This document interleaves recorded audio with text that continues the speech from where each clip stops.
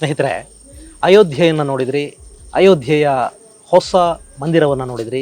ಅದು ನಿರ್ಮಾಣದ ಹಂತದಲ್ಲಿರೋದು ನಿಮಗೆ ಗೊತ್ತಿದೆ. ಶೀಘ್ರವಾಗಿ ಆ ಮಂದಿರದ ಉದ್ಘಾಟನೆ, ಲೋಕಾರ್ಪಣೆಯ ಕೆಲಸ ಕೂಡ ಆಗುತ್ತೆ.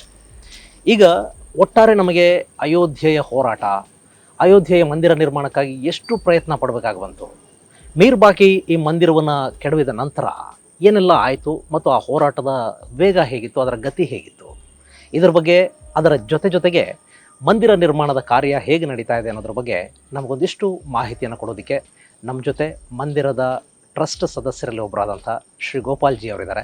ವಿಶೇಷ ಅಂದರೆ ಗೋಪಾಲ್ಜಿಯವರು ನಮ್ಮ ಕರ್ನಾಟಕಕ್ಕೆ ಸೇರಿದವರು, ಕರ್ನಾಟಕದವರು. ನಮ್ಗೆ ಅದು ಕೂಡ ಒಂದು ಹೆಮ್ಮೆ. ಅಯೋಧ್ಯೆಯ ರಾಮ ಮಂದಿರ ನಿರ್ಮಾಣದ ಸಂಪೂರ್ಣ ಉಸ್ತುವಾರಿಯನ್ನು ಕರ್ನಾಟಕದ ಹಿರಿಯರಾದಂಥ ಗೋಪಾಲ್ಜಿಯವರು ವಹಿಸ್ಕೊಂಡಿದ್ದಾರೆ ಅನ್ನೋದು ಕೂಡ ನಮಗೊಂದು ಹೆಮ್ಮೆಯ ಸಂಗತಿನೂ ಹೌದದು. ಈಗ ಆ ಇಡೀ ಹೋರಾಟ ಮತ್ತು ಮಂದಿರ ನಿರ್ಮಾಣದ ಕಾರ್ಯ ಹೇಗೆ ನಡೀತಾ ಇದೆ, ಮುಂದೆ ಅದರ ಮಂದಿರ ಹೇಗಿರುತ್ತೆ ಅನ್ನೋದ್ರ ಬಗ್ಗೆ ಒಂದಿಷ್ಟು ವಿವರಗಳನ್ನು ನಮ್ಮ ಜೊತೆ ಗೋಪಾಲ್ಜಿಯವರು ಹಂಚ್ಕೋತಾರೆ. ಗೋಪಾಲ್ಜಿ, ನಮಸ್ತೆ, ಕಾರ್ಯಕ್ರಮಕ್ಕೆ ಸ್ವಾಗತ. ಗೋಪಾಲ್ಜಿ, ಬಾಬ್ರಿ ಮಸ್ಜಿದ್ ಅಂತ ಏನು ಕರಿತಾ ಇದ್ರು, ಕಳಂಕಿತ ಕಟ್ಟಡ, ಅದು ಮೀರ್ಬಾಕಿ ಇದನ್ನು ಕಟ್ಟಿದ್ದು, ಮಂದಿರವನ್ನು ಹೊಡೆದಾಕಿದ್ದು, ಅಲ್ಲೊಂದು ಗುಂಬಸ್ಸನ್ನು ಇಟ್ಟು ಅಲ್ಲೊಂದು ಮಸೀದಿಯ ರೂಪವನ್ನು ಕೊಟ್ಟಿದ್ದು, ಆ ಕಟ್ಟಡವನ್ನು ಮತ್ತು ಇಡೀ ರಾಮ ಜನ್ಮಭೂಮಿಯನ್ನು ಕಳಂಕ ಮಾಡಿದ್ದು ಇದು ಗೊತ್ತಿದೆ. ಅದಾದ ನಂತರ ಆ ಪ್ರದೇಶವನ್ನು ಮತ್ತು ಜನ್ಮಭೂಮಿಯನ್ನು ನಾವು ಪಡ್ಕೊಳ್ಳೋದಕ್ಕೆ ಹೇಗೆ ಹಿಂದೂ ಸಮಾಜ ಅದನ್ನು ಹೋರಾಟವನ್ನು ನಡೆಸ್ತು, ಏನೆಲ್ಲ ಆಯಿತು, ಆ ಕಾಲಘಟ್ಟಗಳಲ್ಲಿ ಏನೇನು ಆಯಿತು ಅನ್ನೋದನ್ನು ಒಂದು ಸ್ವಲ್ಪ ನೀವು ವಿವರಿಸ್ಬೋದು. ಭಾಳ ಸಂತೋಷ. ಅಯೋಧ್ಯೆ ಶ್ರೀರಾಮನ ಜನ್ಮಸ್ಥಾನ. ಹಾಗೆ ನೋಡಿದ್ರೆ ಅಯೋಧ್ಯೆ ಕೇವಲ ಶ್ರೀರಾಮಂದಲ್ಲ, ಇದು ನಿರ್ಮಾಣವಾಗಿದ್ದು ಮನುವಿನಿಂದ. ಅಯೋಧ್ಯ ಮನು ನಿರ್ಮಿತ ನಗರಿ.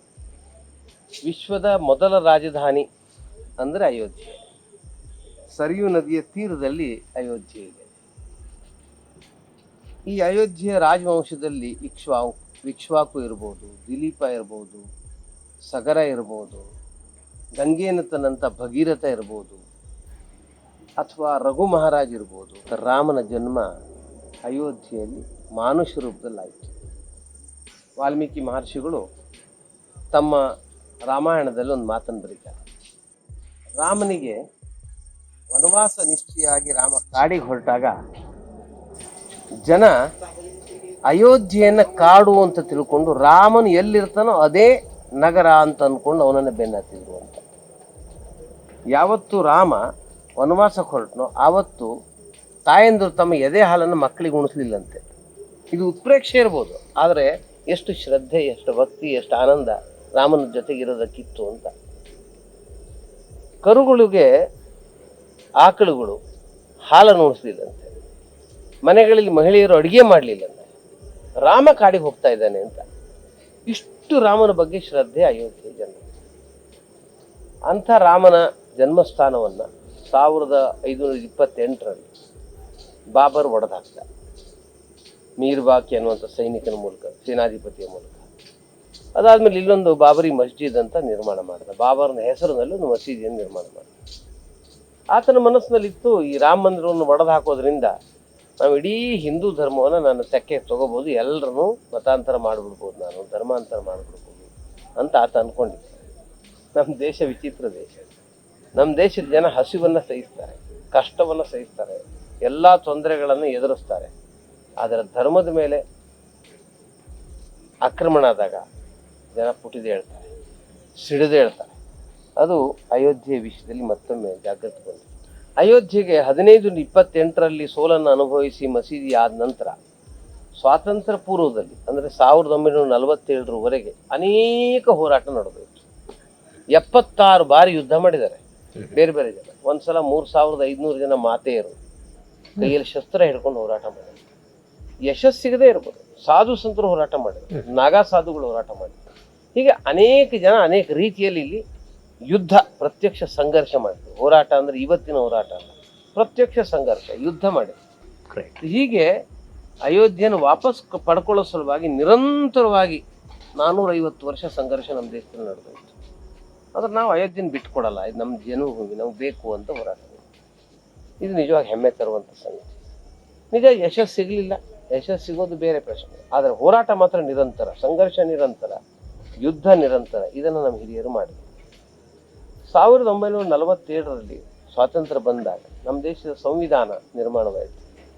ಸಂವಿಧಾನದ ಮೊದಲ ಪುಟದಲ್ಲಿ ಶ್ರೀರಾಮನ ಚಿತ್ರ ಇದೆ.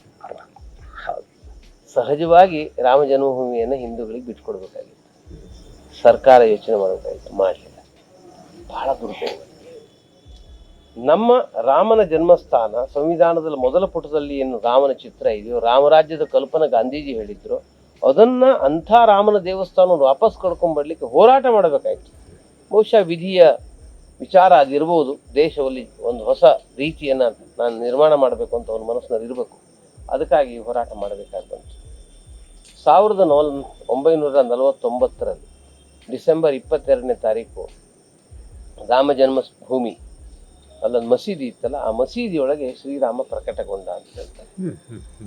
ಅದಾದ ಮೇಲೆ ಅಲ್ಲಿಂದ ಪ್ರತಿನಿತ್ಯ ಪೂಜೆ ಅದು ಇದು ಎಲ್ಲ ಪ್ರಾರಂಭ ಆಯಿತು. ನಿಧಾನವಾಗಿ ಜನ ಹೋಗ್ಲಿಕ್ಕೆ ಶುರು ಮಾಡಿದ್ರು. ನಿತ್ಯ ಕೀರ್ತನೆ ನಡೀತಿತ್ತು, ಭಜನೆ ನಡೀತಿತ್ತು, ಎಲ್ಲ ನಡೀತಿತ್ತು.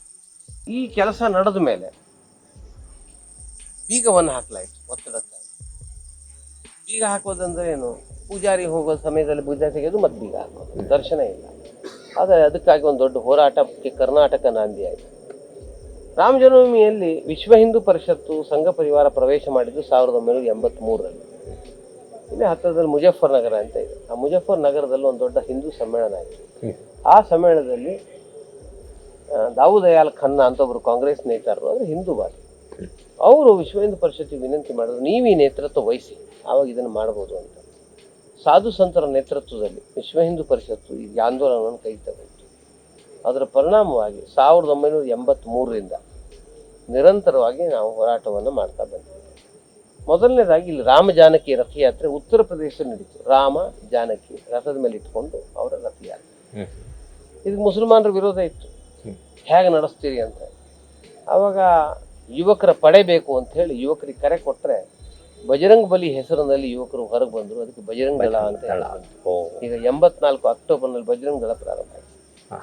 500 ಜನ 1000 ಜನ ಯುವಕರು ಕೈಯಲ್ಲಿ ದಂಡ ಹಿಡ್ಕೊಂಡು ರಥಯಾತ್ರೆ ಜೊತೆಗಿದ್ರೆ ಯಾರು ತಡೀತಾರೆ? ಹನುಮಂತನನ್ನು ಎದುರಿಸೋ ಶಕ್ತಿ ಯಾರಿಗೆ?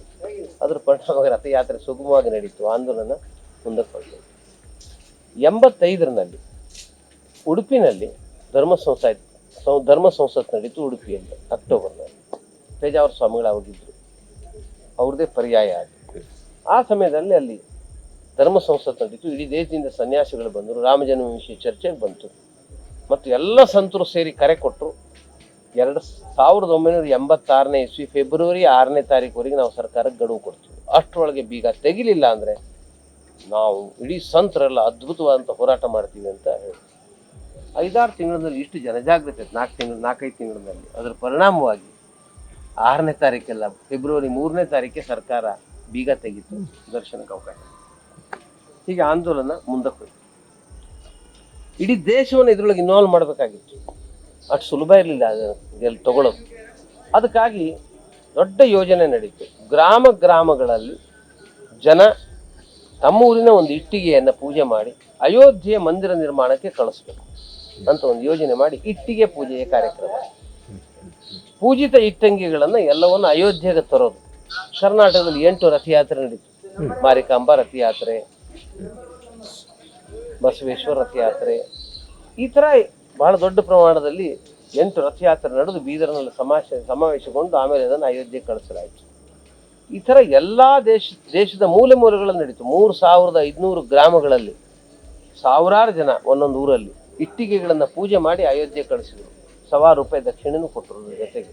ಅದು ಒಂದು 4-4.25 ಕೋಟಿ ರೂಪಾಯಿ ಸಂಗ್ರಹ ಆಯಿತು. ಹೀಗೆ ಇಡೀ ದೇಶದ ಜನಮಾನಸ ಅಯೋಧ್ಯೆಯನ್ನು ಸ್ವೀಕಾರ ಮಾಡಿತು. ಅದರ ಪರಿಣಾಮವಾಗಿ ಇಟ್ಟಿಗೆಗಳು ಇಲ್ಲಿಗೆ ಬಂದು 1989 ನವೆಂಬರ್ 9ನೇ ತಾರೀಕು ಅಯೋಧ್ಯೆಯ ರಾಮ ಮಂದಿರಕ್ಕೆ ಶಿಲಾನ್ಯಾಸ ಮಾಡಬೇಕು ಅಂತ ವಿಶ್ವ ಹಿಂದೂ ಪರಿಷತ್ ಕರೆ ಕೊಡ್ತು. ರಾಮ ಜನ್ಮಭೂಮಿ ನ್ಯಾಸ ಹೆಸರಿನಲ್ಲಿ ದೊಡ್ಡ ಆಂದೋಲನ ನಡೆದಿತ್ತು. ಅದೇ ಹೆಸರನ್ನು ಕರೆ ಕೊಡ್ತು. ಆಶ್ಚರ್ಯ, ಇಡೀ ದೇಶದಿಂದ ಲಕ್ಷಾಂತರ ಜನ ಅಯೋಧ್ಯೆಗೆ ಬಂದರು. ಅಯೋಧ್ಯೆಯಲ್ಲಿ ನವೆಂಬರ್ 9ನೇ ತಾರೀಕು ಎಲ್ಲಿ ನೋಡಿದ್ರಲ್ಲಿ ಜನ. ಸರ್ಕಾರ ಮೊದಲು ಅನುಮತಿ ಕೊಡಲ್ಲ ಅಂತ ಹೇಳಿತ್ತು. ಆದರೆ ಇಷ್ಟು ಒತ್ತಡ, ದೇಶದ ಜನ ಇಲ್ಲಿ ಬಂದಿರೋದು ಎಲ್ಲ ನೋಡಿ ನವೆಂಬರ್ 9, 1989ನೇ ತಾರೀಕು ಬೆಳಗ್ಗೆ ಅಯೋಧ್ಯೆಯಲ್ಲಿ ಶ್ರೀರಾಮ ಜನ್ಮಸ್ಥಾನದ ಇವತ್ತಿನ ಏನು ಕಟ್ಟಡ ನಿರ್ಮಾಣ ಆಗ್ತದೆ ಅದರದ್ದೇ ಒಂದು ಪೋರ್ಷನಲ್ಲಿ, ಅದರದ್ದೇ ಒಂದು ಭಾಗದಲ್ಲಿ ಅಲ್ಲಿ ಶಿಲಾನ್ಯಾಸ ನಡೀತು. ಮೊದಲ ಇಟ್ಟಿಗೆಯನ್ನ ಇಟ್ಟವ್ರು ಯಾರು ಗೊತ್ತಾ?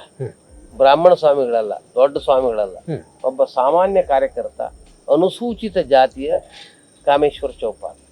ಅವ್ರು ಇಟ್ಟಿಗೆಯನ್ನೇ ಇಟ್ಟರು. ಅದ್ರ ಮೂಲಕ ರಾಮ ಮಂದಿರ ಶಿಲಾನ್ಯಾಸ ನಡೆದಿದೆ. ಆಮೇಲೆ ಸರ್ಕಾರ ಬದಲಾಯಿತು. ಇಲ್ಲಿ ಮುಲಾಯಂ ಸಿಂಗ್ ಸರ್ಕಾರ ಇತ್ತು.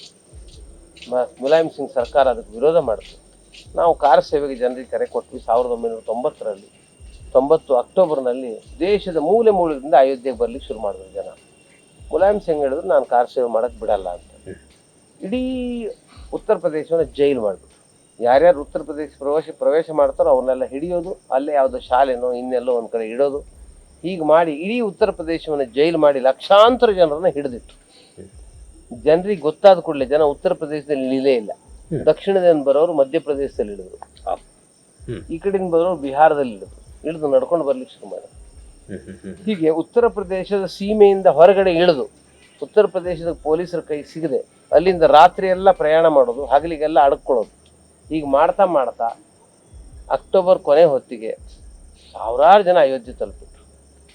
ಮುಲಾಯಂ ಸಿಂಗ್ ಒಂದು ಸೊಕ್ಕಿತ್ತು, ನಾನು ಇಷ್ಟೊಂದು ವ್ಯವಸ್ಥೆ ಮಾಡಿದ್ದೀನಿ ಆತ ಹೇಳ್ದ. ಒಂದು ರೆಕ್ಕೆ ಇರುವಂಥ ಪಕ್ಷಿ ಸಹ ಹಾರಾಟ ಮಾಡೋಕ್ಕಾಗಲ್ಲ ಅಯೋಧ್ಯೆಯಲ್ಲಿ, ಅಷ್ಟು ವ್ಯವಸ್ಥೆ ಮಾಡಿದ್ದೀನಿ ನಾನು. ಆಶ್ಚರ್ಯ, ನಮ್ಮ ನೇತೃತ್ವ ಎಷ್ಟು ಚೆನ್ನಾಗಿದೆ ಅಂದರೆ, ಅಶೋಕ್ ಸಿಂಗಲ್ ಆಗಿನ ನಮ್ಮ ನೇತೃತ್ವವನ್ನು ಕೊಟ್ಟು ಅವರು ಒಂದು ದಿನ ಮೊದಲು ಯಾವ ದಿನ ಹೇಳಿದ್ರು 30 ಅಕ್ಟೋಬರ್ 1990, ಅದಕ್ಕಿಂತ ಒಂದು ದಿನ ಮೊದಲು 29 ಅಕ್ಟೋಬರ್ 1990ನೇ ದಿವಸ ಅಯೋಧ್ಯೆಯಲ್ಲಿ ಪ್ರತ್ಯಕ್ಷ ಆದರು. 4 ಗಂಟೆ ಪ್ರೆಸ್ ಕಾನ್ಫರೆನ್ಸ್ ಮಾಡಿ ನಾಳೆ ಕಾರ ಸೇವೆ ನಡೆಯುತ್ತೆ ಮತ್ತು ಸ್ವಯಂ ಅವರೇ ನಿಂತು ಮರುದಿನ ಕಾರ ಸೇವೆಗೆ ಶುರು ಮಾಡಿದ್ರು. ಅಯೋಧ್ಯೆಯ ಶ್ರೀರಾಮ ಜನ್ಮಸ್ಥಾನದ ಕಡೆಗೆ ಎಲ್ಲ ನುಗ್ಗಿದ್ರು. ಸಾವಿರಾರು ಜನ ಅಯೋಧ್ಯೆ ಕಡೆ ನುಗ್ತಾ ಇದ್ರು. ಪೊಲೀಸರು ನಿಂತಿದ್ರು, ಜಾಗ ಹೊರಗೆ ಹೋಗ್ಲಿಕ್ಕೆ ಜಾಗ ಬಿಡಲಿಲ್ಲ. ಆ ಸಂದರ್ಭದಲ್ಲಿ ಚಮತ್ಕೃತಿ ಅಂತ ಹೇಳಿದ್ರು. ಜನ ಹೇಳ್ತಾರೆ ಹನುಮಂತನ ಪ್ರಭಾವ ಅಂತ. ಒಂದು ಇದ್ದಕ್ಕಿದ್ದಾಗ ಒಂದು ಟ್ರಕ್ ಬಂತು. ಆ ಟ್ರಕ್ನಲ್ಲಿ ಯಾರ್ಯಾರೋ ಡ್ರೈವರು ಗೊತ್ತಿಲ್ಲ, ಅವನು ಇಷ್ಟು ಜೋರಾಗಿ ಬಂದ. ಜನ ಅದ್ರ ಮೇಲೆ ಹತ್ತಿದ್ರು, ನೂರಾರು ಜನ ಅದ್ರ ಹತ್ತಿರ್ಬೋದು. ಅವ್ರು ಎಲ್ಲರೂ ಜನ್ಮಭೂಮಿ ಕಡೆ ಹೊರಟರು. ಯಾರು ತಡೀತಾರೆ? ಇಷ್ಟು ಸ್ಪೀಡಲ್ಲಿ ಹೋಗ್ತಾ ಇದ್ದಾರೆ. ಪೊಲೀಸ್ಗಳ ಪಕ್ಕಕ್ಕೆ ಸೀದಾ ಹೋಗಿ ಅಯೋಧ್ಯೆ ಗುಂಬಜ್ ಹತ್ತಿರ ತೊಗೊಂಡೋಗ್ಬಿಟ್ಟಾರೆ. ಅದಾದ್ಮೇಲೆ ಅದ್ರ ಮೇಲ್ಗಡೆ ಏರಿದ್ರು, ಧ್ವಜ ಹಾರಿಸಿದ್ರು, ಕಾರ ಸೇವೆ ಆಯ್ತು. ಬಹಳ ಸಂತೋಷಪಟ್ಟು. ಆಮೇಲೆ ಆ ಡ್ರೈವರ್ ಇಲ್ಲೋದ ಗೊತ್ತಿಲ್ಲ. ಅದು ಜನ ಹೇಳ್ತಾರೆ ಹನುಮಂತನೇ ರಾಮನ ಕಾರ್ಯಕ್ಕೆ ಡ್ರೈವರ್ ರೂಪದಲ್ಲಿ ಬಂದ ಒಂದು ಜನರದ್ದು. ಆದ್ರೆ ಅದ್ರ ಪರಿಣಾಮವಾಗಿ ಮುಲಾಯಮಿಗೆ ಬಹಳ ಸಿಟ್ಟು ಬಂದು ಆತ ಗೋಳಿಬಾರ್ ಮಾಡ್ದ. ಅನೇಕ ಜನ ಕಾರ್ಯಕರ್ತರು ಪ್ರಾಣ ಕಳ್ಕೊಂಡ್ರು. ಕಲ್ಕತ್ತಾದ ಕೊಠಾರಿ ಕುಟುಂಬದ 2 ಅಣ್ಣ ತಮ್ಮ 2 ಅದೇ ಸ್ಪಾಟಲ್ಲಿ ತಮ್ಮ ಪ್ರಾಣವನ್ನು ಕಳ್ಕೊಂಡ್ರು. ಇಡೀ ದೇಶದಿಂದ ಬಂದಂಥ ಅನೇಕ ಕಡೆಯಿಂದ ಬಂದಂಥ ಜನ ಪ್ರಾಣವನ್ನು ಕಳ್ಕೊಂಡ್ರು. ಸಾಧು ಸಂತರನ್ನ ಚೀಲದಲ್ಲಿ ತುಂಬಿ ಸರಿಯು ನದಿಯಲ್ಲಿ ತಳ್ಳಿ ಹಾಕಲಾಯಿತು. ಈ ಥರ ಬಹಳ ದೊಡ್ಡ ಅನಾಹುತ ನಡೆದೋಯ್ತು, ಗೋಳಿಬಾರ್ ನಡೀತು. ಮುಲಾಯಂ ಸಿಂಗ್ ಅನ್ಕೊಂಡ್ರು ಶಾಂತ ಆಗ್ತಾರೆ ಅಂತ. ಆದರೆ ಜನ ರಕ್ತ ಬಿದ್ದರೆ ಇನ್ನಷ್ಟು ಶಕ್ತಿ ತಗೊಂಡು ಎದ್ರು. ಇಡೀ ದೇಶ ಎದ್ದು ನಿಂತ್ಕೊಂಡ್ಬಿಡ್ತು. 1992ರಲ್ಲಿ 91ರಲ್ಲಿ ಇಲೆಕ್ಷನ್ ನಡೀತು. ಮುಲಾಯಂ ಸಿಂಗ್ ಬಿದ್ದರು, ಕಲ್ಯಾಣ್ ಸಿಂಗ್ ಸರ್ಕಾರ ಬಂತು. ಇಡೀ ದೇಶದಿಂದ 92ನೇ ಇಸ್ವಿ ಡಿಸೆಂಬರಲ್ಲಿ ಕರೆ ಕೊಡಲಾಯಿತು ಕಾರ ಸೇವೆಗೆ ಬನ್ನಿ ಅಂತ. ಎಲ್ಲರೂ ಅಯೋಧ್ಯೆಗೆ ಬಂದರು. ಅಯೋಧ್ಯೆಗೆ ಬಂದರೆ ಇಲ್ಲಿ ಕಲ್ಯಾಣ್ ಸಿಂಗ್ ಸರ್ಕಾರ ಇತ್ತು, ಅವರು ವಿರೋಧ ಅಂತೂ ಇರಲಿಲ್ಲ. ಕಾರ ಸೇವೆ ಮಾಡಲಿಕ್ಕೆ ಇವರೆಲ್ಲ ಪ್ರಯತ್ನ ನಡೆಸ್ತಿದ್ರು. ಸುಪ್ರೀಂ ಕೋರ್ಟು ಅವಕಾಶ ಕೊಡಲಿಲ್ಲ. ಸಿಟ್ಟಿಗೆದ್ದಂಥ ಜನ ಡಿಸೆಂಬರ್ 6ನೇ ತಾರೀಕು ಗುಂಬಜನ್ನು ಹತ್ತಿ ಪುಡಿ ಪುಡಿ ಮಾಡಿ ಅದನ್ನು ಒಡೆದು ಹಾಕಿದ್ರು. ಆ ಸಂದರ್ಭದಲ್ಲಿ ಕಲ್ಯಾಣ್ ಸಿಂಗ್ ನಡ್ಕೊಂಡಂಥ ರೀತಿ ಇದೆಯಲ್ಲ, ಅದು ಅದ್ಭುತವಾಗಿದೆ. ಮುಖ್ಯಮಂತ್ರಿಗೆ ಕೇಂದ್ರದ ಗೃಹ ಮಂತ್ರಿಗಳು ಫೋನ್ ಮಾಡ್ತಾರೆ, ಚೌಹಾಣ್ ಸಾಹೇಬ್. ಆಗ PV ನರಸಿಂಹರಾವ್ ಪ್ರಧಾನಮಂತ್ರಿ, ಚೌಹಾಣ್ ಗೃಹ ಮಂತ್ರಿ. ಅವರು ಫೋನ್ ಮಾಡಿ ಏನ್ರಿ ಗುಂಬಜ್ ಮೇಲೆ ಜನ ಹತ್ತಿದ್ದಾರೆ ಅಂತ ಸುದ್ದಿ ಬಂದಿದೆ, ನನಗೆ ಏನು ಹೇಳ್ತಿದೆ. ಆಗ ಇವ್ರು ಹೇಳ್ತಾರೆ, ಸಾಹೇಬ್ರೆ ನಿಮ್ಗೆ ಸ್ವಲ್ಪ ಹಿಂದಿನ ಇನ್ಫಾರ್ಮೇಶನ್ ಇರೋದು, ನನ್ನ ಹತ್ರ ಇನ್ಫಾರ್ಮೇಶನ್ ಇನ್ನೂ ಜಾಸ್ತಿ ಇದೆ, ಒಂದು ಗುಂಬಜ್ ಬಿದ್ದೋಗ್ಬಿಟ್ಟಿದೆ ಅಂತ ಹೇಳಿ ಒಂದು ಮುಂದೆ ಹೆಜ್ಜೆ ಹೇಳ್ತಾರೆ. ಆದರೆ ಗುರು ನೋಡಿ ಸಾಹೇಬ್ರೆ, ನೆನ್ಪಿಟ್ಕೊಳ್ಳಿ, ನಾನು ಗೋಳಿಬಾರ್ ಮಾಡಲ್ಲ, ಜನರ ಮೇಲೆ ಗುಂಡು ಹಾಕಲ್ಲ, ಬರ್ಕೋಬೋದು ಅಂತ ಹೇಳಿದ್ರು. ಮತ್ತು ಗೋಳಿಬಾರ್ ಮಾಡಲಿಕ್ಕೆ, ಜನರ ಮೇಲೆ ಗುಂಡು ಹಾಕ್ಲಿಕ್ಕೆ ಅವಕಾಶ ಕೊಡಲಿಲ್ಲ. ಇಷ್ಟು ಹೊಚ್ಚಿಗೆ ಇದ್ದಿದ್ರು, ಮೇಲೆ ಹತ್ತಿದ್ರು. ಸಿಕ್ಕಿದ ಆಯುಧದಿಂದ ಗುಂಬಜು, ಇಂಥ ದಪ್ಪದ ಗೋಡೆ, ಅದು 4 ಅಡಿ ದಪ್ಪ, ಅದನ್ನು ಪುಡಿ ಪುಡಿ ಪುಡಿ ಮಾಡಿ ನೆಲಸಮ ಮಾಡಿದ್ರು. ಬೆಳಗ್ಗೆ 10:00 ಶುರುವಾದರೆ ಸಾಯಂಕಾಲ 4:30 ಹೊತ್ತಿಗೆ ಒಂದು ಧ್ವಸ್ತಾಗೋಯ್ತು, ಅದು ಕೆಳಗಡೆ ಬಿದ್ದೋಯ್ತು. ಅದೇ ಜಾಗದಲ್ಲಿ ಒಂದು ಸಣ್ಣದಾದಂಥ ಪುಟ್ಟದಾದಂಥ ಮಂದಿರವನ್ನು ನಿರ್ಮಾಣ ಮಾಡಿ ಶ್ರೀರಾಮನನ್ನು ನೀಡಲಾಯಿತು. ನಿಜವಾಗಿ ಹೇಳಬೇಕು ಅಂದರೆ ಕಲ್ಯಾಣ್ ಸಿಂಗ್ ತಕ್ಷಣ ರಾಜೀನಾಮೆ ಕೊಟ್ಟರು.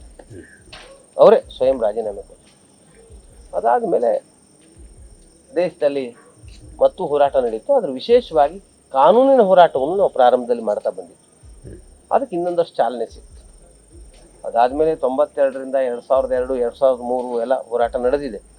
ಅದರದ್ದೇ ಪರಿಣಾಮವಾಗಿ 2002ರಲ್ಲಿ ಗೋಧ್ರಾ ಇಲ್ಲಿಗೆ ರಾಮ ಭಕ್ತರು ಏನು ಬಂದಿದ್ರು ವಾಪಸ್ ಹೋಗೋವ್ರನ್ನ ಸುಡಲಾಯಿತು. ಬಹಳ ಪರಿವರ್ತನೆ ದೇಶದಲ್ಲಿ ಆಗೋದು. 1992 ನಂತರ 2019ರವರೆಗೆ ಕಾನೂನಿನ ಹೋರಾಟ ನಡೀತು. 2010ರಲ್ಲಿ ಅಲಹಾಬಾದ್ ಹೈಕೋರ್ಟ್ ತೀರ್ಪು ಕೊಟ್ಟಿತು, ಇದು ರಾಮ ಮಂದಿರ, ರಾಮ ಜನ್ಮಸ್ಥಾನ. ಆದರೆ ಇದು 3 ಜನರಿಗೆ ಹಂಚಬೇಕು ಅಂತ ಹೇಳಿದ್ರು. ಅದನ್ನು ನಾವು ಒಪ್ಪಲಿಲ್ಲ. ಸುಪ್ರೀಂ ಕೋರ್ಟಿಗೆ ಮತ್ತೆ ಅಪೀಲ್ ಮಾಡಿದ್ವಿ. 2010ರಿಂದ 2019ರವರೆಗೆ ಕೇಸ್ ನಡೀತು. ಇದಕ್ಕೆ ಬೇಕಾದಂಥ ಎಲ್ಲ ವ್ಯವಸ್ಥೆಗಳಾಯಿತು. ಕೋರ್ಟು ಕೊನೆಗೆ ಜನರ ಆಗ್ರಹ, ದೇಶದಲ್ಲಿ ನಡೀತಾ ಇದ್ದಂಥ ಒಂದು ಒತ್ತಡದ ಭಾವ, ನರೇಂದ್ರ ಮೋದಿಯವರು 2ನೇ ಸಲ ಗೆದ್ದು ಬಂದ ನಂತರ ಸರ್ಕಾರದ ಕೃಪೆನೂ ಅವರಿಗೆ ಬೇಕಾಗಿದ್ದಿರ್ಬೋದು. ಇದೆಲ್ಲದರ ಪರಿಣಾಮವಾಗಿ ಸುಪ್ರೀಂ ಕೋರ್ಟಿನ 5 ಜನ ಜಡ್ಜುಗಳು ಒಂದೇ ನಿರ್ಣಯವನ್ನು ಬರೆದು 5 ಜನ ಸಹಿ ಹಾಕಿ ಇದು ಶ್ರೀರಾಮ ಮಂದಿರದ ರಾಮ ಜನ್ಮಭೂಮಿ, ಇದನ್ನು ಹಿಂದೂಗಳಿಗೆ ಕೊಡಬೇಕು, ಇದರೊಳಗೆ ಮುಸಲ್ಮಾನರಿಗಾಗಲಿ ಇನ್ಯಾರಿಗಾಗಲಿ ಯಾವುದೇ ಅಧಿಕಾರ ಇಲ್ಲ ಅಂತ ತೀರ್ಮಾನ ಕೊಟ್ಟು ಸರ್ಕಾರಕ್ಕೆ, ಕೇಂದ್ರ ಸರ್ಕಾರಕ್ಕೆ ಒಂದು ಸೂಚನೆ ಕೊಟ್ಟು ಒಂದು ಟ್ರಸ್ಟನ್ನು ರಚನೆ ಮಾಡಿ, ಆ ರಚನೆ ಮಾಡಿ ರಾಮ ಮಂದಿರ ನಿರ್ಮಾಣ ಮಾಡುವಂಥ ಕೆಲಸವನ್ನು ಆ ಟ್ರಸ್ಟಿಗೆ ಕೊಡಿ. ವಿಶೇಷ ಅಂತ ಒಂದು ಹೇಳಬೇಕು ಅಂದರೆ ಈ ತೀರ್ಮಾನ ಬಂದಿದ್ದು 2019 ನವೆಂಬರ್ 9. 1989 ನವೆಂಬರ್ 9ನೇ ತಾರೀಕು ಭೂಮಿ ಪೂಜೆ ಆಗಿತ್ತು, ಶಿಲಾನ್ಯಾಸ ಆಗಿತ್ತು. ಸರಿಯಾಗಿ 30 ವರ್ಷ 2019 ನವೆಂಬರ್ 9ನೇ ತಾರೀಕು ತೀರ್ಮಾನ ಬಂತು. ಕಾಕತಾಳೀಯ. ಅದಾದಮೇಲೆ ಫೆಬ್ರವರಿ 3ನೇ ತಾರೀಕು ಟ್ರಸ್ಟನ್ನು ಸರ್ಕಾರ ರಚನೆ ಮಾಡಿತು. ಅದರ ಮೂಲಕ ಮಂದಿರ ನಿರ್ಮಾಣದ ಕಾರ್ಯ ದೇಶದಲ್ಲಿ ಶುರು. ರಾಮ ಮಂದಿರ ಆಂದೋಲನ ನಮ್ಮ ದೇಶಕ್ಕೆ ಬಹಳ ದೊಡ್ಡ ಬದಲಾವಣೆಯನ್ನು ತಂದುಕೊಟ್ಟಿದೆ. ಮೊದಲನೇದಾಗಿ ಇಡೀ ದೇಶ ಒಂದು ಅನ್ನೋದನ್ನು ಇದು ತೋರಿಸ್ಕೊಟ್ಟಿದೆ. ತಮಿಳುನಾಡಿನಲ್ಲಿ ರಾಮನ ಮೂರ್ತಿ ಚಪ್ಪಲಿ ಯಾರು ಹಾಕ್ತಿದ್ರು, ಪರಿವರ್ತನೆ ಆಗೋಯ್ತು. ಇವತ್ತು ತಮಿಳುನಾಡಿನಲ್ಲಿ ರಾಮ ಭಕ್ತಿ ನಡೀತಾ ಇದೆ. ಇಡೀ ದೇಶ ರಾಮನನ್ನು ಒಪ್ಕೊಂಡಿದೆ. ಉತ್ತರ ದಕ್ಷಿಣ ಪೂರ್ವ ಪಶ್ಚಿಮ ಎಲ್ಲ ಭೇದ ಹೊರಟೋಗಿ ರಾಷ್ಟ್ರ ಒಂದು ಅನ್ನೋ ಭಾವ ನಿರ್ಮಾಣ ಆಗಿದೆ. ನಾವೆಲ್ಲ ಹಿಂದೂಗಳು ಅನ್ನುವಂಥ ಹಿಂದೂ ಸ್ವಾಭಿಮಾನ ಜಾಗೃತಗೊಂಡಿದೆ. ಹಿಂದೂ ಅಂದ್ರೆ ಹೊಡೆತ ತಿಂತಿದ್ದ, ಹಿಂದೂ ಅಂದರೆ ಹೇಡಿ ಅನ್ನೋ ಭಾವ ಹೊರಟೋಗಿ ಹಿಂದೂ ಪ್ರತಿಕ್ರಿಯೆ ತೋರಿಸ್ತಾನೆ. ಆತ ಒಂದು ಕೆನ್ನೆ ಹೊಡೆದ್ರೆ ಇನ್ನೊಂದು ಕೆನ್ನೆ ತೋರಿಸೋದಿಲ್ಲ, ಅದರ ಬದಲು ಸರಿಯಾಗಿ ಉತ್ತರ ಕೊಡ್ತಾನೆ. ಆತ ಯಾರ ಮೇಲೂ ಆಕ್ರಮಣ ಮಾಡೋದಿಲ್ಲ, ಆದರೆ ತನ್ನ ಮೇಲೆ ಆಕ್ರಮಣ ಮಾಡಿದರೂ ಸರಿಯಾಗಿ ಉತ್ತರ ಕೊಡ್ತಾನೆ ಅನ್ನುವ ಒಂದು ವಾತಾವರಣ ನಿರ್ಮಾಣ ಆಯಿತು. ಬಹಳ ದೊಡ್ಡ ಬದಲಾವಣೆ ಆಯಿತು. ಮೂರನೇದಾಗಿ ರಾಜಕೀಯವಾಗಿ ಪರಿವರ್ತನೆ ಆಯಿತು. ಅಲ್ಪಸಂಖ್ಯಾತರ ತುಷ್ಟೀಕರಣವನ್ನು ನಾವು ಸಹಿಸಲ್ಲ ಅಂತ ಸಮಾಜ ನಿಶ್ಚಯ ಮಾಡಿ ರಾಮನ ಪರವಾಗಿದ್ದವರಿಗೆ ಅಧಿಕಾರ ಕೊಡ್ತೀವಿ ಅಂತ ದೇಶದಲ್ಲಿ ಬದಲಾವಣೆಯನ್ನು ತಂದಿದೆ. ಇಷ್ಟೆಲ್ಲ ಬದಲಾವಣೆಗಳು ದೇಶದಲ್ಲಿ ಆಯಿತು. ಇವತ್ತು ನರೇಂದ್ರ ಮೋದಿ ಪ್ರಧಾನಮಂತ್ರಿ ಆಗಿರೋದಕ್ಕೆ ರಾಮ ಮಂದಿರ ಆಂದೋಲನ ಬಹಳ ದೊಡ್ಡ ಯೋಗದಾನ ಇದೆ, ಅದನ್ನು ಮರಿಬಾರ್ದು. ಅದರ ನಂತರ ನಿರ್ಮಾಣ ಕಾರ್ಯ ಶುರುವಾಯಿತು. ಆಗಸ್ಟ್ 5, 2020 ಅಂದರೆ 3 ವರ್ಷದ ಹಿಂದೆ ಸ್ವತಃ ಪ್ರಧಾನಮಂತ್ರಿಗಳು ಇಲ್ಲಿಗೆ ಬಂದು ರಾಮನ ಮುಂದೆ ನತಮಸ್ತಕರಾಗಿ ಭೂಮಿ ಪೂಜೆ ಮಾಡಿದರು. ನಮ್ಮ ದೇಶದಲ್ಲಿ ಒಂದು ಮಂದಿರದ ಶಿಲಾನ್ಯಾಸ ಮಾಡೋದಕ್ಕೆ ಪ್ರಧಾನಮಂತ್ರಿ ಬಂದಿದ್ದು ವಿಶೇಷ. ಅವರೇ ಸ್ವತಃ ನಿಂತು ಭೂಮಿ ಪೂಜೆ ಮಾಡಿದರು. ಅದಾದಮೇಲೆ ಮಂದಿರ ನಿರ್ಮಾಣದ ಕಾರ್ಯ ಮುಂದಕ್ಕೆ ಹೋಯಿತು. 70 ಎಕರೆ ಭೂಮಿ ನಮಗೆ ಸಿಕ್ಕಿದೆ. ಈ ಮಣ್ಣು ಮರಳು ಮಿಶ್ರಿತ ಸಾಫ್ಟ್ ಮಣ್ಣು, ಗಟ್ಟಿ ಇಲ್ಲ. ಇಲ್ಲಿ ಕಲ್ಲು ಸಿಗಲ್ಲ. ಅಯೋಧ್ಯೆಯಲ್ಲಿ ಆಟ ಆಡಬೇಕು ಅಂದ್ರೆ ಹುಡುಗರಿಗೆ ಕಲ್ಲು ಸಿಗೋದಿಲ್ಲ, ಹೊರಗಡೆಯಿಂದ ಕಲ್ಲು ಬರಬೇಕು. ಮನೆ ಕಟ್ಟಲಿಕ್ಕೆ ಬೇಕಾದಂಥ ಜಲ್ಲಿ ಕಲ್ಲು ಬೇರೆ ಕಡೆಯಿಂದ ಬರಬೇಕು, ಇಲ್ಲಿ ಸಿಗಲ್ಲ. ಅಂತ ಸಾಫ್ಟ್ ಮಣ್ಣಿದೆ. ಹೀಗಾಗಿ ಮಂದಿರ ಯಾವುದು ಜಾಗದಲ್ಲಿ ರಾಮನ ಜನ್ಮಸ್ಥಾನ ಇದೆಯೋ ಅಲ್ಲಿ ಮಂದಿರ ನಿರ್ಮಾಣ ಮಾಡಬೇಕು ಅಂದ್ರೆ ಕೆಳಗೆ ಅವಶೇಷಗಳು ತುಂಬಿತ್ತು. ಅದನ್ನೆಲ್ಲ ತೆಗೆದುಹಾಕಿ ಹಳೇ 2 ಸಲ 3 ಸಲ ಎಷ್ಟೋ ಸಂದರ್ಭದಲ್ಲಿ ಬಿದ್ದಿದೆ ಕಟ್ಟಡ ಎಲ್ಲ, ಅದು ಕೆಳಗಿಂದೆಲ್ಲ ಸ್ಟ್ರಕ್ಚರ್ಸ್ ಎಲ್ಲ ಇದ್ವು. ಹೀಗಾಗಿ ಅದರ ಪಳೆಯುಳಿಕೆಗಳು ಅವಶೇಷಗಳಿತ್ತು. ಅದನ್ನೆಲ್ಲ ತೆಗೆದುಹಾಕಿ ನಾವು ಮಣ್ಣನ್ನೆಲ್ಲ ಹೊರಗೆ ಹಾಕಿದ್ವಿ. ಸುಮಾರು 4-4.5 ಎಕರೆ ಒಟ್ಟು ಪ್ರದೇಶದಲ್ಲಿದ್ದಂಥ ಮಣ್ಣನ್ನು 40 ಅಡಿ ಕೆಳಗಡೆವರೆಗೆ ನಾವು ಮಣ್ಣನ್ನು ತೆಗೆದು, ಅಂದ್ರೆ ಕಲ್ಪನೆ ಮಾಡ್ಕೊಳ್ಳಿ, 40 ಅಡಿವರೆಗೆ ದೊಡ್ಡ ಕೆರೆ ನಿರ್ಮಾಣ ಆಗೋಯ್ತು. ನಾನು ಸ್ವತಃ ನೋಡಿದ್ದೀನಿ ಕೆರೆ ಎಷ್ಟು ದೊಡ್ಡದಾಗಿತ್ತು. ಆ ಥರ ದೊಡ್ಡದಾಗಿ ಕೆರೆ ತೆಗೆದ್ವಿ, ಮಣ್ಣನ್ನು ಹೊರಗೆ ಹಾಕಿದ್ವಿ. ಸರಿಯು ನದಿ ಇನ್ನೊಂದು 5-6 ಅಡಿ ಕೆಳಗೆ ಹೋಗಿದ್ರು ಸರಿಯು ನದಿ ಬರ್ತಿತ್ತು, ಅಷ್ಟು ಕೆಳಗೆ ಹೋಗ್ಬಿಟ್ಟು 40 ಅಡಿ ಹೋದ್ವಿ. ಗರ್ಭಗೃಹ ಇದ್ದಂಥ ಜಾಗದಲ್ಲಿ ಇನ್ನು 7 ಅಡಿ ಹೋದ್ವಿ. 3-4 5 ಅಡಿ ಹೋಗಿದ್ರು ಸರಿ ನದಿ ಬರ್ತಿತ್ತು. ಏಪ್ರಿಲ್ ಆಗಿದ್ರಿಂದ ಬರ್ಲಿಲ್ಲ, ಈಗ ಆಗಿದ್ರೆ ನೀರು ಬಂದ್ಬಿಡೋದು. ಹೌದು. ಅದಾದ್ಮೇಲೆ ಅಲ್ಲಿಂದ ಶಿಲೆಯನ್ನ ಇಟ್ಟು, ಕುರುಮಶಿಲೆ ಇಟ್ಟು ಅಲ್ಲಿಂದ ಕೆಲಸ ಶುರುವಾಯಿತು. ಕಾಂಕ್ರೀಟ್ ಹಾಕೋದು ಬಂದ್ವಿ. ನಾವು 2 ನಿಶ್ಚಯ ಮಾಡಿದ್ವಿ. ಒಂದು, ಯಾವುದೇ ಕಾರಣಕ್ಕೆ ಇದು 1000 ವರ್ಷ ಬಾಳಬೇಕು, ದೀರ್ಘಕಾಲ ಬಾಳಬೇಕು ಈ ದೇವಸ್ಥಾನ ಅಂತ ಇದ್ದಿದ್ರಿಂದ ಕಬ್ಬಿಣವನ್ನು ಉಪಯೋಗಿಸಬಾರದು ಅಂತ ನಿಶ್ಚಯ ಮಾಡಿದ್ವಿ. ಈಗಲೂ ಸಹ ಎಲ್ಲೂ ಸಹ ನಾವು ಕಬ್ಬಿಣ ಬಳಸಿಲ್ಲ. ಇಡೀ ಸ್ಟ್ರಕ್ಚರಲ್ ಕಬ್ಬಿಣ ಇಲ್ಲ. ಎರಡನೇದಾಗಿ ಸಿಮೆಂಟ್ ಉಪಯೋಗಿಸೋದಾದ್ರೂ ನೆಲದ ಕೆಳಗಡೆ, ಮೇಲ್ಗಡೆ ಬಹಳ ಅನಿವಾರ್ಯ ಆದಲ್ಲಿ ಸ್ವಲ್ಪ ಬಳಸ್ಬೇಕು. ಬಾಕಿ ಎಲ್ಲ ನೆಲದ ಕೆಳಗಡೆ ಸಿಮೆಂಟು ಬಹಳ ಅಂದ್ರೆ 100 ವರ್ಷದ ನಂತರ ಮಣ್ಣಾಗ್ಬೋದು, ಗಟ್ಟಿ ಮಣ್ಣಾಗತ್ತೆ, ಸಮಸ್ಯೆ ಇಲ್ಲ ಅಂತ ಅನ್ಕೊಂಡು ನಾವು ನೆಲದಲ್ಲಿ ಸಿಮೆಂಟ್ ಕಾಂಕ್ರೀಟ್ ಮಾಡ್ಕೊತ ಬಂದ್ವಿ. ಕೆಳಗೆ ಕಾಂಕ್ರೀಟ್ ಇದೆ, ಕಬ್ಬಿಣ ಬಳಸಿದ್ರೆ ಕಬ್ಬಿಣ ಇಲ್ಲ. ಮತ್ತೆ ಕಬ್ಬಿಣ ಇಲ್ಲದ ಕಾಂಕ್ರೀಟ್, ಮರಳು, ಕಡಿ, ಅದಾದ್ಮೇಲೆ ಸ್ಟೋನ್ ಡಸ್ಟ್, ಸಿಮೆಂಟ್ ಸ್ವಲ್ಪ, ಆಮೇಲೆ ಒಂದು ಮಿಕ್ಸ್ಚರ್ ಕೆಮಿಕಲ್, ಇದು ಹಾಕಿ ನೀರು ಹಾಕಿ ಅದನ್ನು ಮಿಕ್ಸ್ ಮಾಡಿ, ತೆಳ್ಳಗಿಲ್ಲ ಗಟ್ಟಿ ಇದೆ, ಅದನ್ನು ಗಟ್ಟಿ ಇದ್ದದನ್ನು ಹರಡಿ 1 ಅಡಿ ಹರಡೋದು. ಅದಾದ್ಮೇಲೆ ಅದ್ರ ಮೇಲೆ ರೋಲ್ ಮಾಡೋದು. 98% ಅದ್ರ ಡೆನ್ಸಿಟಿ ಬರಬೇಕು, ಅಷ್ಟರ ಮಟ್ಟಿಗೆ ರೋಲ್ ಮಾಡೋದು. ಅದು 10 ಇಂಚ್ ಇದ್ದಿದ್ದು ಅಲ್ಲ, 12 ಇಂಚ್ ಇದ್ದಿದ್ದು 10 ಇಂಚ್ ಆಗ್ತಿತ್ತು, 9.5 ಇಂಚ್ ಆಗ್ತಿತ್ತು, ಅಷ್ಟು ಕೆಳಗಡೆ ಹೋಗ್ತಿತ್ತು. ರೋಲ್ ಮಾಡಿದ್ಮೇಲೆ ವೈಬ್ರೇಟರ್ ರೋಲ್ ಮಾಡಿದ್ಮೇಲೆ ನೆಕ್ಸ್ಟ್ ಲೇಯರ್ ಹಾಕೋದು. ಹೀಗೆ 1 2 3 4 ನಾವು 48 ಲೇಯರ್ ಹಾಕಿದ್ವಿ. ಎಷ್ಟು ಅಡಿ? 48 ಲೇಯರ್, 40 ಅಡಿ. 40 ಅಡಿ ಕಾಂಕ್ರೀಟ್ ನ ಬೇಸಿದೆ. ಅದಾದ್ಮೇಲೆ ಗರ್ಭಗೃಹದಲ್ಲಿ ಇನ್ನು 6 ಅಡಿ, 6.5 ಅಡಿ, ಅಲ್ಲಿ 56 ಲೇಯರ್ ಅದನ್ನ ಹಾಕಿದ್ವಿ. ಇಷ್ಟೆಲ್ಲ ಮಾಡಿ ಮೇಲೆ ಬಂತು. ಅದಾದ್ಮೇಲೆ ಅದರ ಮೇಲ್ಗಡೆ ಒಂದು 5 ಅಡಿದು ಎತ್ತರದ್ದು, 5 ಅಡಿ ಎತ್ತರದ್ದು 35 mm ಕಾಂಕ್ರೀಟ್ ಹಾಕಿದ್ವಿ. ನಮ್ಮ ಮನೆಯಲ್ಲಿ RCC ಹಾಕೋ ಛತ್ತಲ್ಲಿ ಸಿಮೆಂಟ್ ಉಪಯೋಗಿಸ್ತೀವಲ್ಲ, ಅಲ್ಲೂ ಸ್ಟೀಲ್ ಇಲ್ಲ, ಸ್ಟೀಲ್ ಬಿಟ್ಟ ಬಾಕಿ 56 ದಿನ ನಾವು ಅದನ್ನ ಹಾಗೆ ಸೆಂಟ್ರಿಂಗ್ ಕಟ್ಟಿ ಇಟ್ಟಿದ್ವಿ, ಶಟ್ರಿಂಗ್ ಹಾಕಿ ಇಟ್ಟಿದ್ವಿ. ಅದಕ್ಕೆ ಕ್ಯೂರಿಂಗ್ ಮಾಡಿದ್ಮೇಲೆ ಅದನ್ನ ಆಮೇಲೆ ಶಟ್ರಿಂಗ್ ಹೊರಗೆ ತೆಗೆದ್ವಿ. ಬಲಯುತವಾದಂಥ ಒಂದು ದೊಡ್ಡ ಒಂದು ರೀತಿ ಸಿಮೆಂಟ್ ರಾಕ್ ಅದನ್ನು ನಿರ್ಮಾಣ ಮಾಡಿದ್ವಿ. ಕ್ರ್ಯಾಕ್ ಇಲ್ಲ, ಏನೂ ಇಲ್ಲ, ಅಷ್ಟು ಶುದ್ಧವಾಗಿ ಇದನ್ನು ನಿರ್ಮಾಣ ಮಾಡಿದ್ವಿ.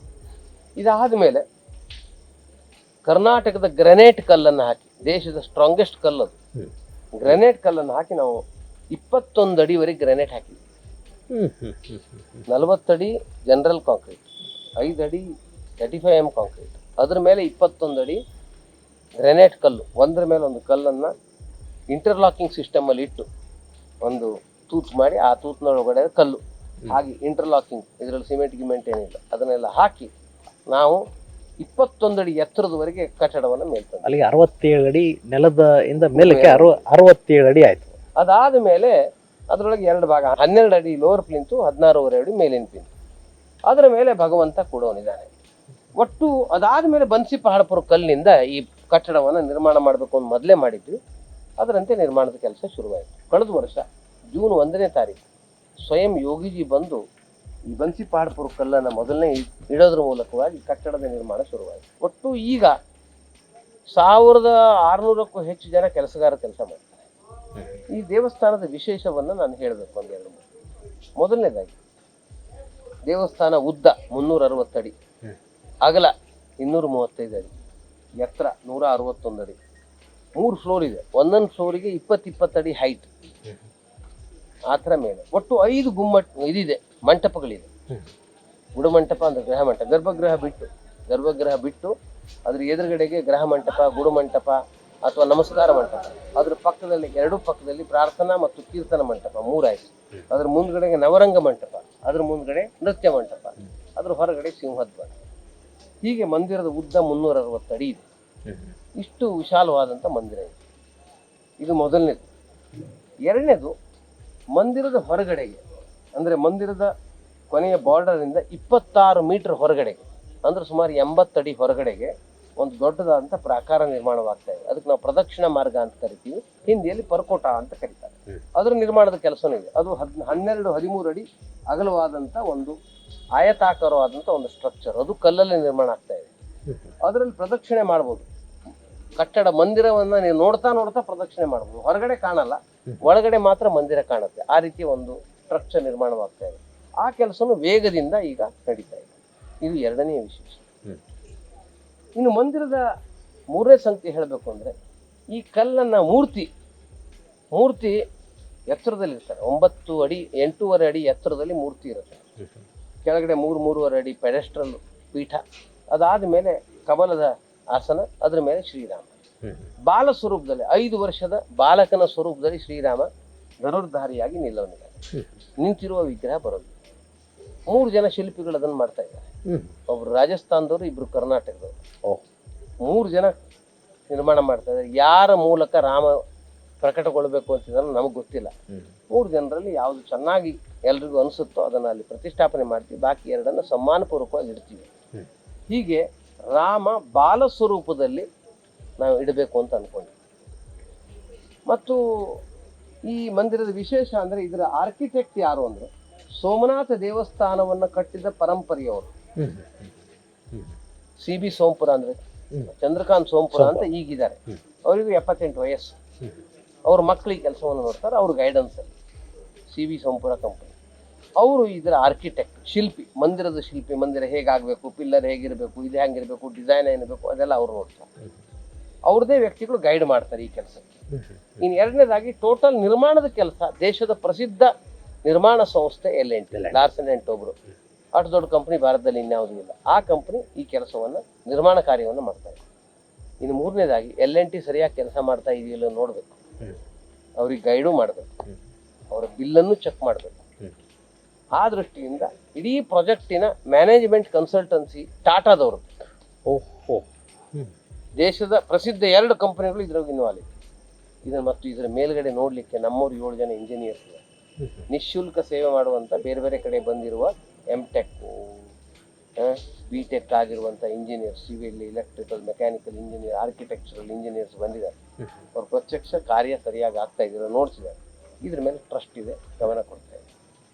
ಇದು ಇದರ ದೇವಸ್ಥಾನದ ವಿಶೇಷ.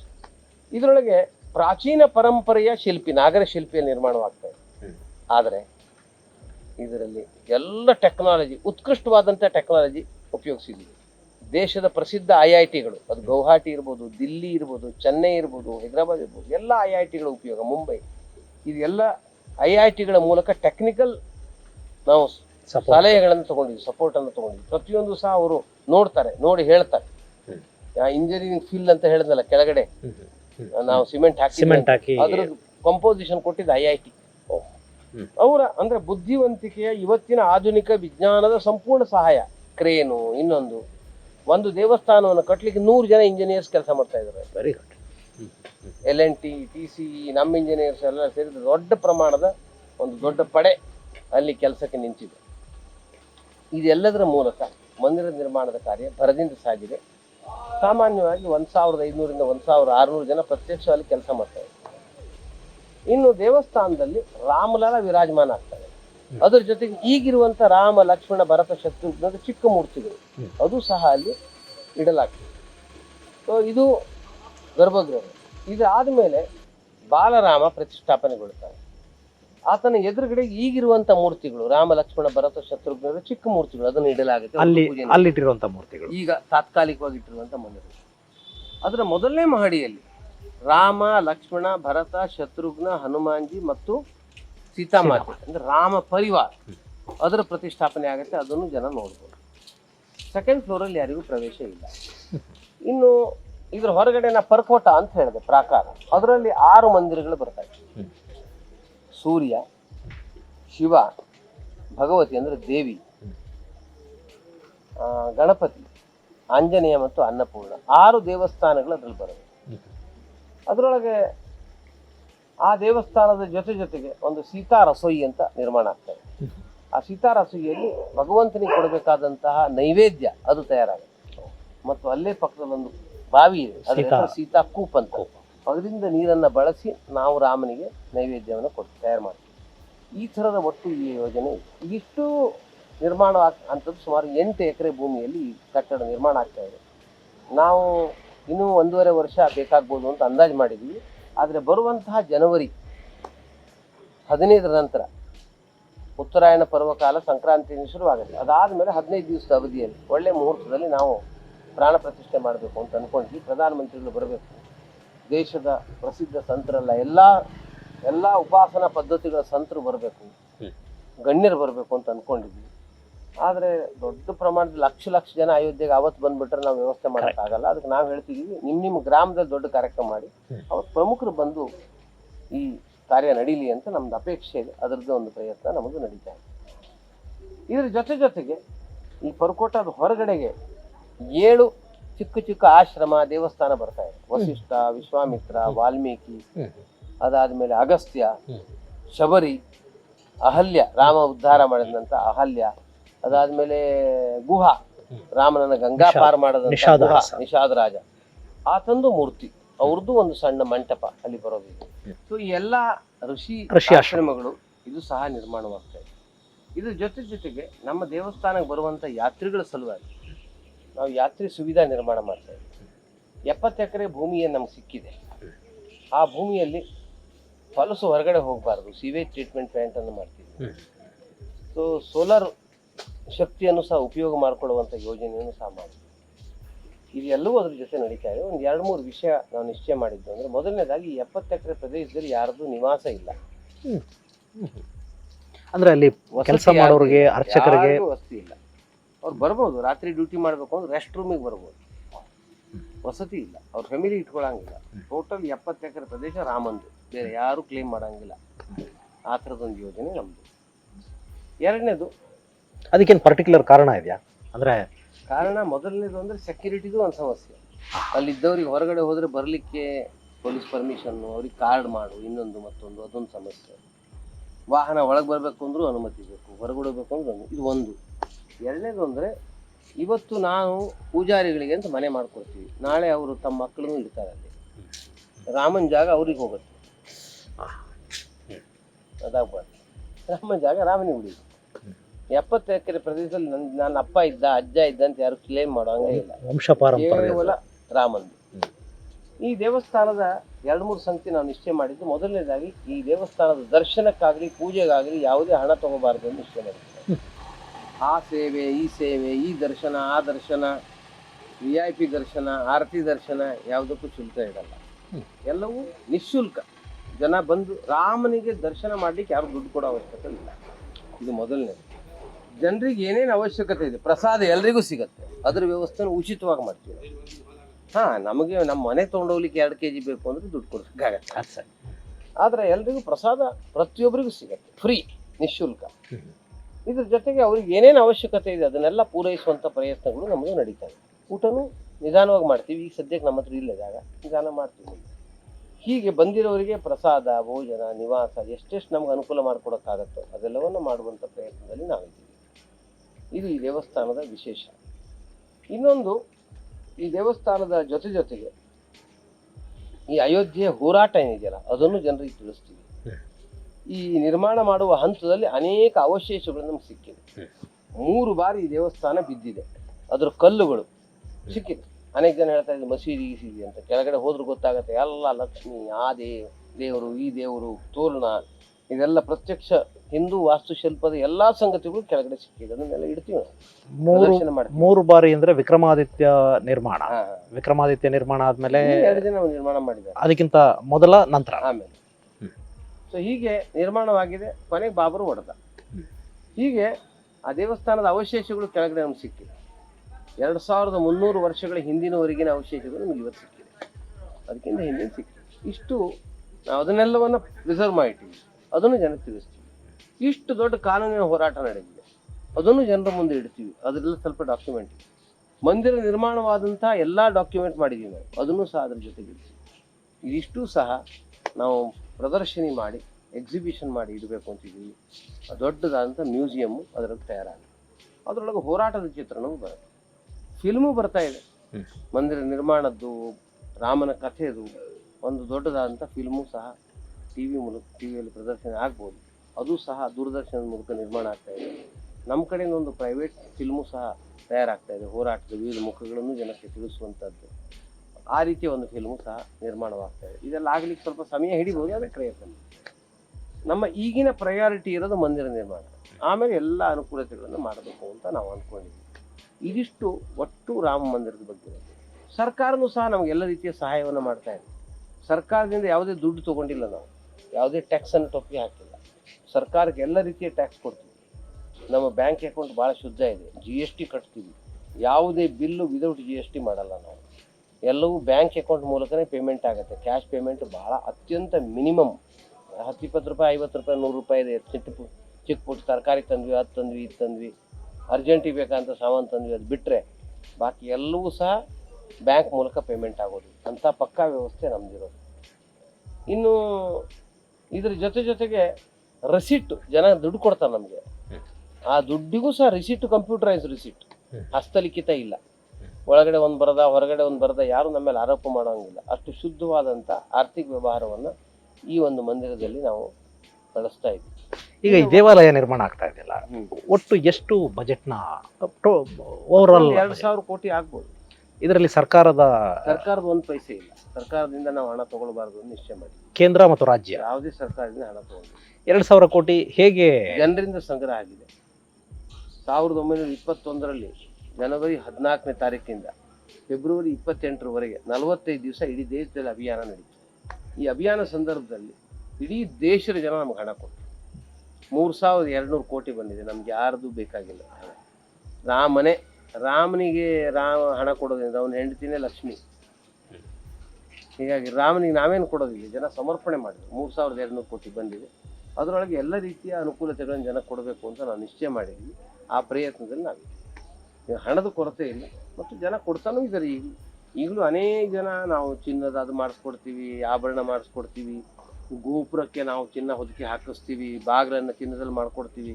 ತುಂಬ ಜನ ಬರ್ತಿದ್ದಾರೆ. ನಾವು ಎಷ್ಟು ಮಾಡಬೇಕು, ಎಷ್ಟು ಮಾಡಬಾರ್ದು ಯೋಚನೆ ಮಾಡಿ ಟ್ರಸ್ಟು ಸರಿಯಾದಂಥ ನಿರ್ಣಯವನ್ನು ಕಾಲಕ್ಕೆ ತಗೊಳ್ತಾ ಇದ್ದೀವಿ. ಈಗ ಹಣದ ಕೊರತೆ ಏನಿಲ್ಲ, ಜನ ಶ್ರದ್ಧೆಯಿಂದ ಅರ್ಪಣೆ ಮಾಡ್ತಾ ಇದ್ದಾರೆ. ಆದರೆ ಜನರು ಕೊಟ್ಟಿರೋ ಒಂದೊಂದು ಹಣದ ಸದುಪಯೋಗ ಮಾಡೋದ್ರಲ್ಲಿ ಟ್ರಸ್ಟ್ ನಿರತವಾಗಿದೆ.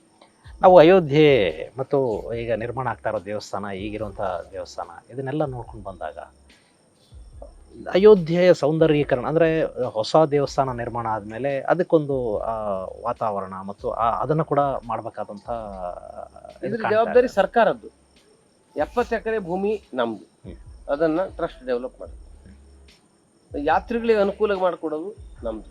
ಆದರೆ ಅದು ಬಿಟ್ಟು ರಸ್ತೆ ಇರ್ಬೋದು, ಡ್ರೈನೇಜ್ ಇರ್ಬೋದು, ಜನರಿಗೆ ಬೇಕಾದಂಥ ಬಾಕಿ ವ್ಯವಸ್ಥೆಗಳಿರ್ಬೋದು, ಇದೆಲ್ಲವನ್ನು ಸರ್ಕಾರ ಮಾಡಬೇಕು. ಸರ್ಕಾರ ಅದ್ರಲ್ಲಿ ತೊಡಗಿದೆ. ರಸ್ತೆ ಅಗಲೀಕರಣ ನಡೀತಾ ಇದೆ. ಅಯೋಧ್ಯೆ ಭಾಳ ಚಿಕ್ಕ ಊರು, ಒಂದು ದೊಡ್ಡ ಹಳ್ಳಿ, ಒಂದು ಅರ್ಥದಲ್ಲಿ ದೊಡ್ಡ ನಗರ ಅಲ್ಲ, ಇದು ದೊಡ್ಡ ಹಳ್ಳಿ. ಅಂಥ ಹಳ್ಳಿಯಲ್ಲಿ ಎಲ್ಲ ಚಿಕ್ಕ ರಸ್ತೆಗಳಿದೆ ಹಳೆ ಕಾಲದ್ದು. ಅದನ್ನೆಲ್ಲ ವಿಸ್ತಾರ ಮಾಡಿ ಪ್ರತಿಯೊಂದು ಗಲ್ಲಿ ರಸ್ತೆಯನ್ನು ವಿಸ್ತಾರ ಮಾಡುವಂಥ ಯೋಜನೆ ಸರ್ಕಾರ ಹಾಕ್ಕೊಂಡಿದೆ. ಪ್ರಯಾರಿಟಿ ಪ್ರಕಾರ ಒಂದೊಂದೇ ರಸ್ತೆಯನ್ನು ನಿರ್ಮಾಣ ಮಾಡ್ತಾ ಇದ್ದಾರೆ. ಅದರ ಜೊತೆಗೆ ರೈಲ್ವೆ ಸ್ಟೇಷನ್ನ ಡೆವಲಪ್ ಮಾಡ್ತಾ ಇದ್ದಾರೆ, ಹೈವೇಗಳನ್ನು ಕಟ್ತಾ ಇದ್ದಾರೆ. ಅದಾದಮೇಲೆ ಸರಿಯೂ ನದಿ ನೀರನ್ನು ಜನರಿಗೆ ಕೊಡಬೇಕು ಅನ್ನೋಂಥ ಪ್ರಯತ್ನದಲ್ಲಿ ಸರ್ಕಾರ ಇದೆ. ವಿಮಾನ ನಿಲ್ದಾಣ ಆಗ್ತಾ ಇದೆ. ಇದ್ರ ಜೊತೆಗೆ ಸೂರಜ್ ಕುಂಡ, ವಿಭೀಷಣ ಕುಂಡ, ದಶರಥ್ ಕುಂಡ, ದಶರಥ್ ಸಮಾಧಿ, 84 ಕೋಶಿ ಪರಿಕ್ರಮ ಅಂತ ನಡೆಯುತ್ತೆ. ರಾಮನ ಬಗ್ಗೆ ನಡೆಯುವಂಥ 4 ಪರಿಕ್ರಮ ಇದೆ. ಒಂದು ರಾಮಕೋಟ್ ಪರಿಕ್ರಮ, ಅದು ಕೇವಲ 5 ಕಿಲೋಮೀಟರ್ ಇದೆ. ಇದು ಇಲ್ಲ, ಇನ್ನೂ ಕಮ್ಮಿ, 3-3.5 ಕಿಲೋಮೀಟರ್. ಎರಡನೇದು ಪಂಚಕೋಶಿ ಪರಿಕ್ರಮ, 15 ಕಿಲೋಮೀಟರ್ ಅಯೋಧ್ಯೆ. ಅದು ಬಿಟ್ಟರೆ ನೆಕ್ಸ್ಟು 14 ಕೋಶಿ ಪರಿಕ್ರಮ, ಅದರಲ್ಲಿ ಫೈಜಾಬಾದು ಸೇರ್ಕೊಳ್ಳೋದು. ಅದಾದಮೇಲೆ 84 ಕೋಶಿ ಪರಿಕ್ರಮ, 250 ಕಿಲೋಮೀಟರ್. 4 ಜಿಲ್ಲೆಗಳು, 5 ಜಿಲ್ಲೆಗಳು ಸೇರ್ತಾವೆ ಅದಕ್ಕೆ, ಉತ್ತರ ಪ್ರದೇಶದಲ್ಲಿ.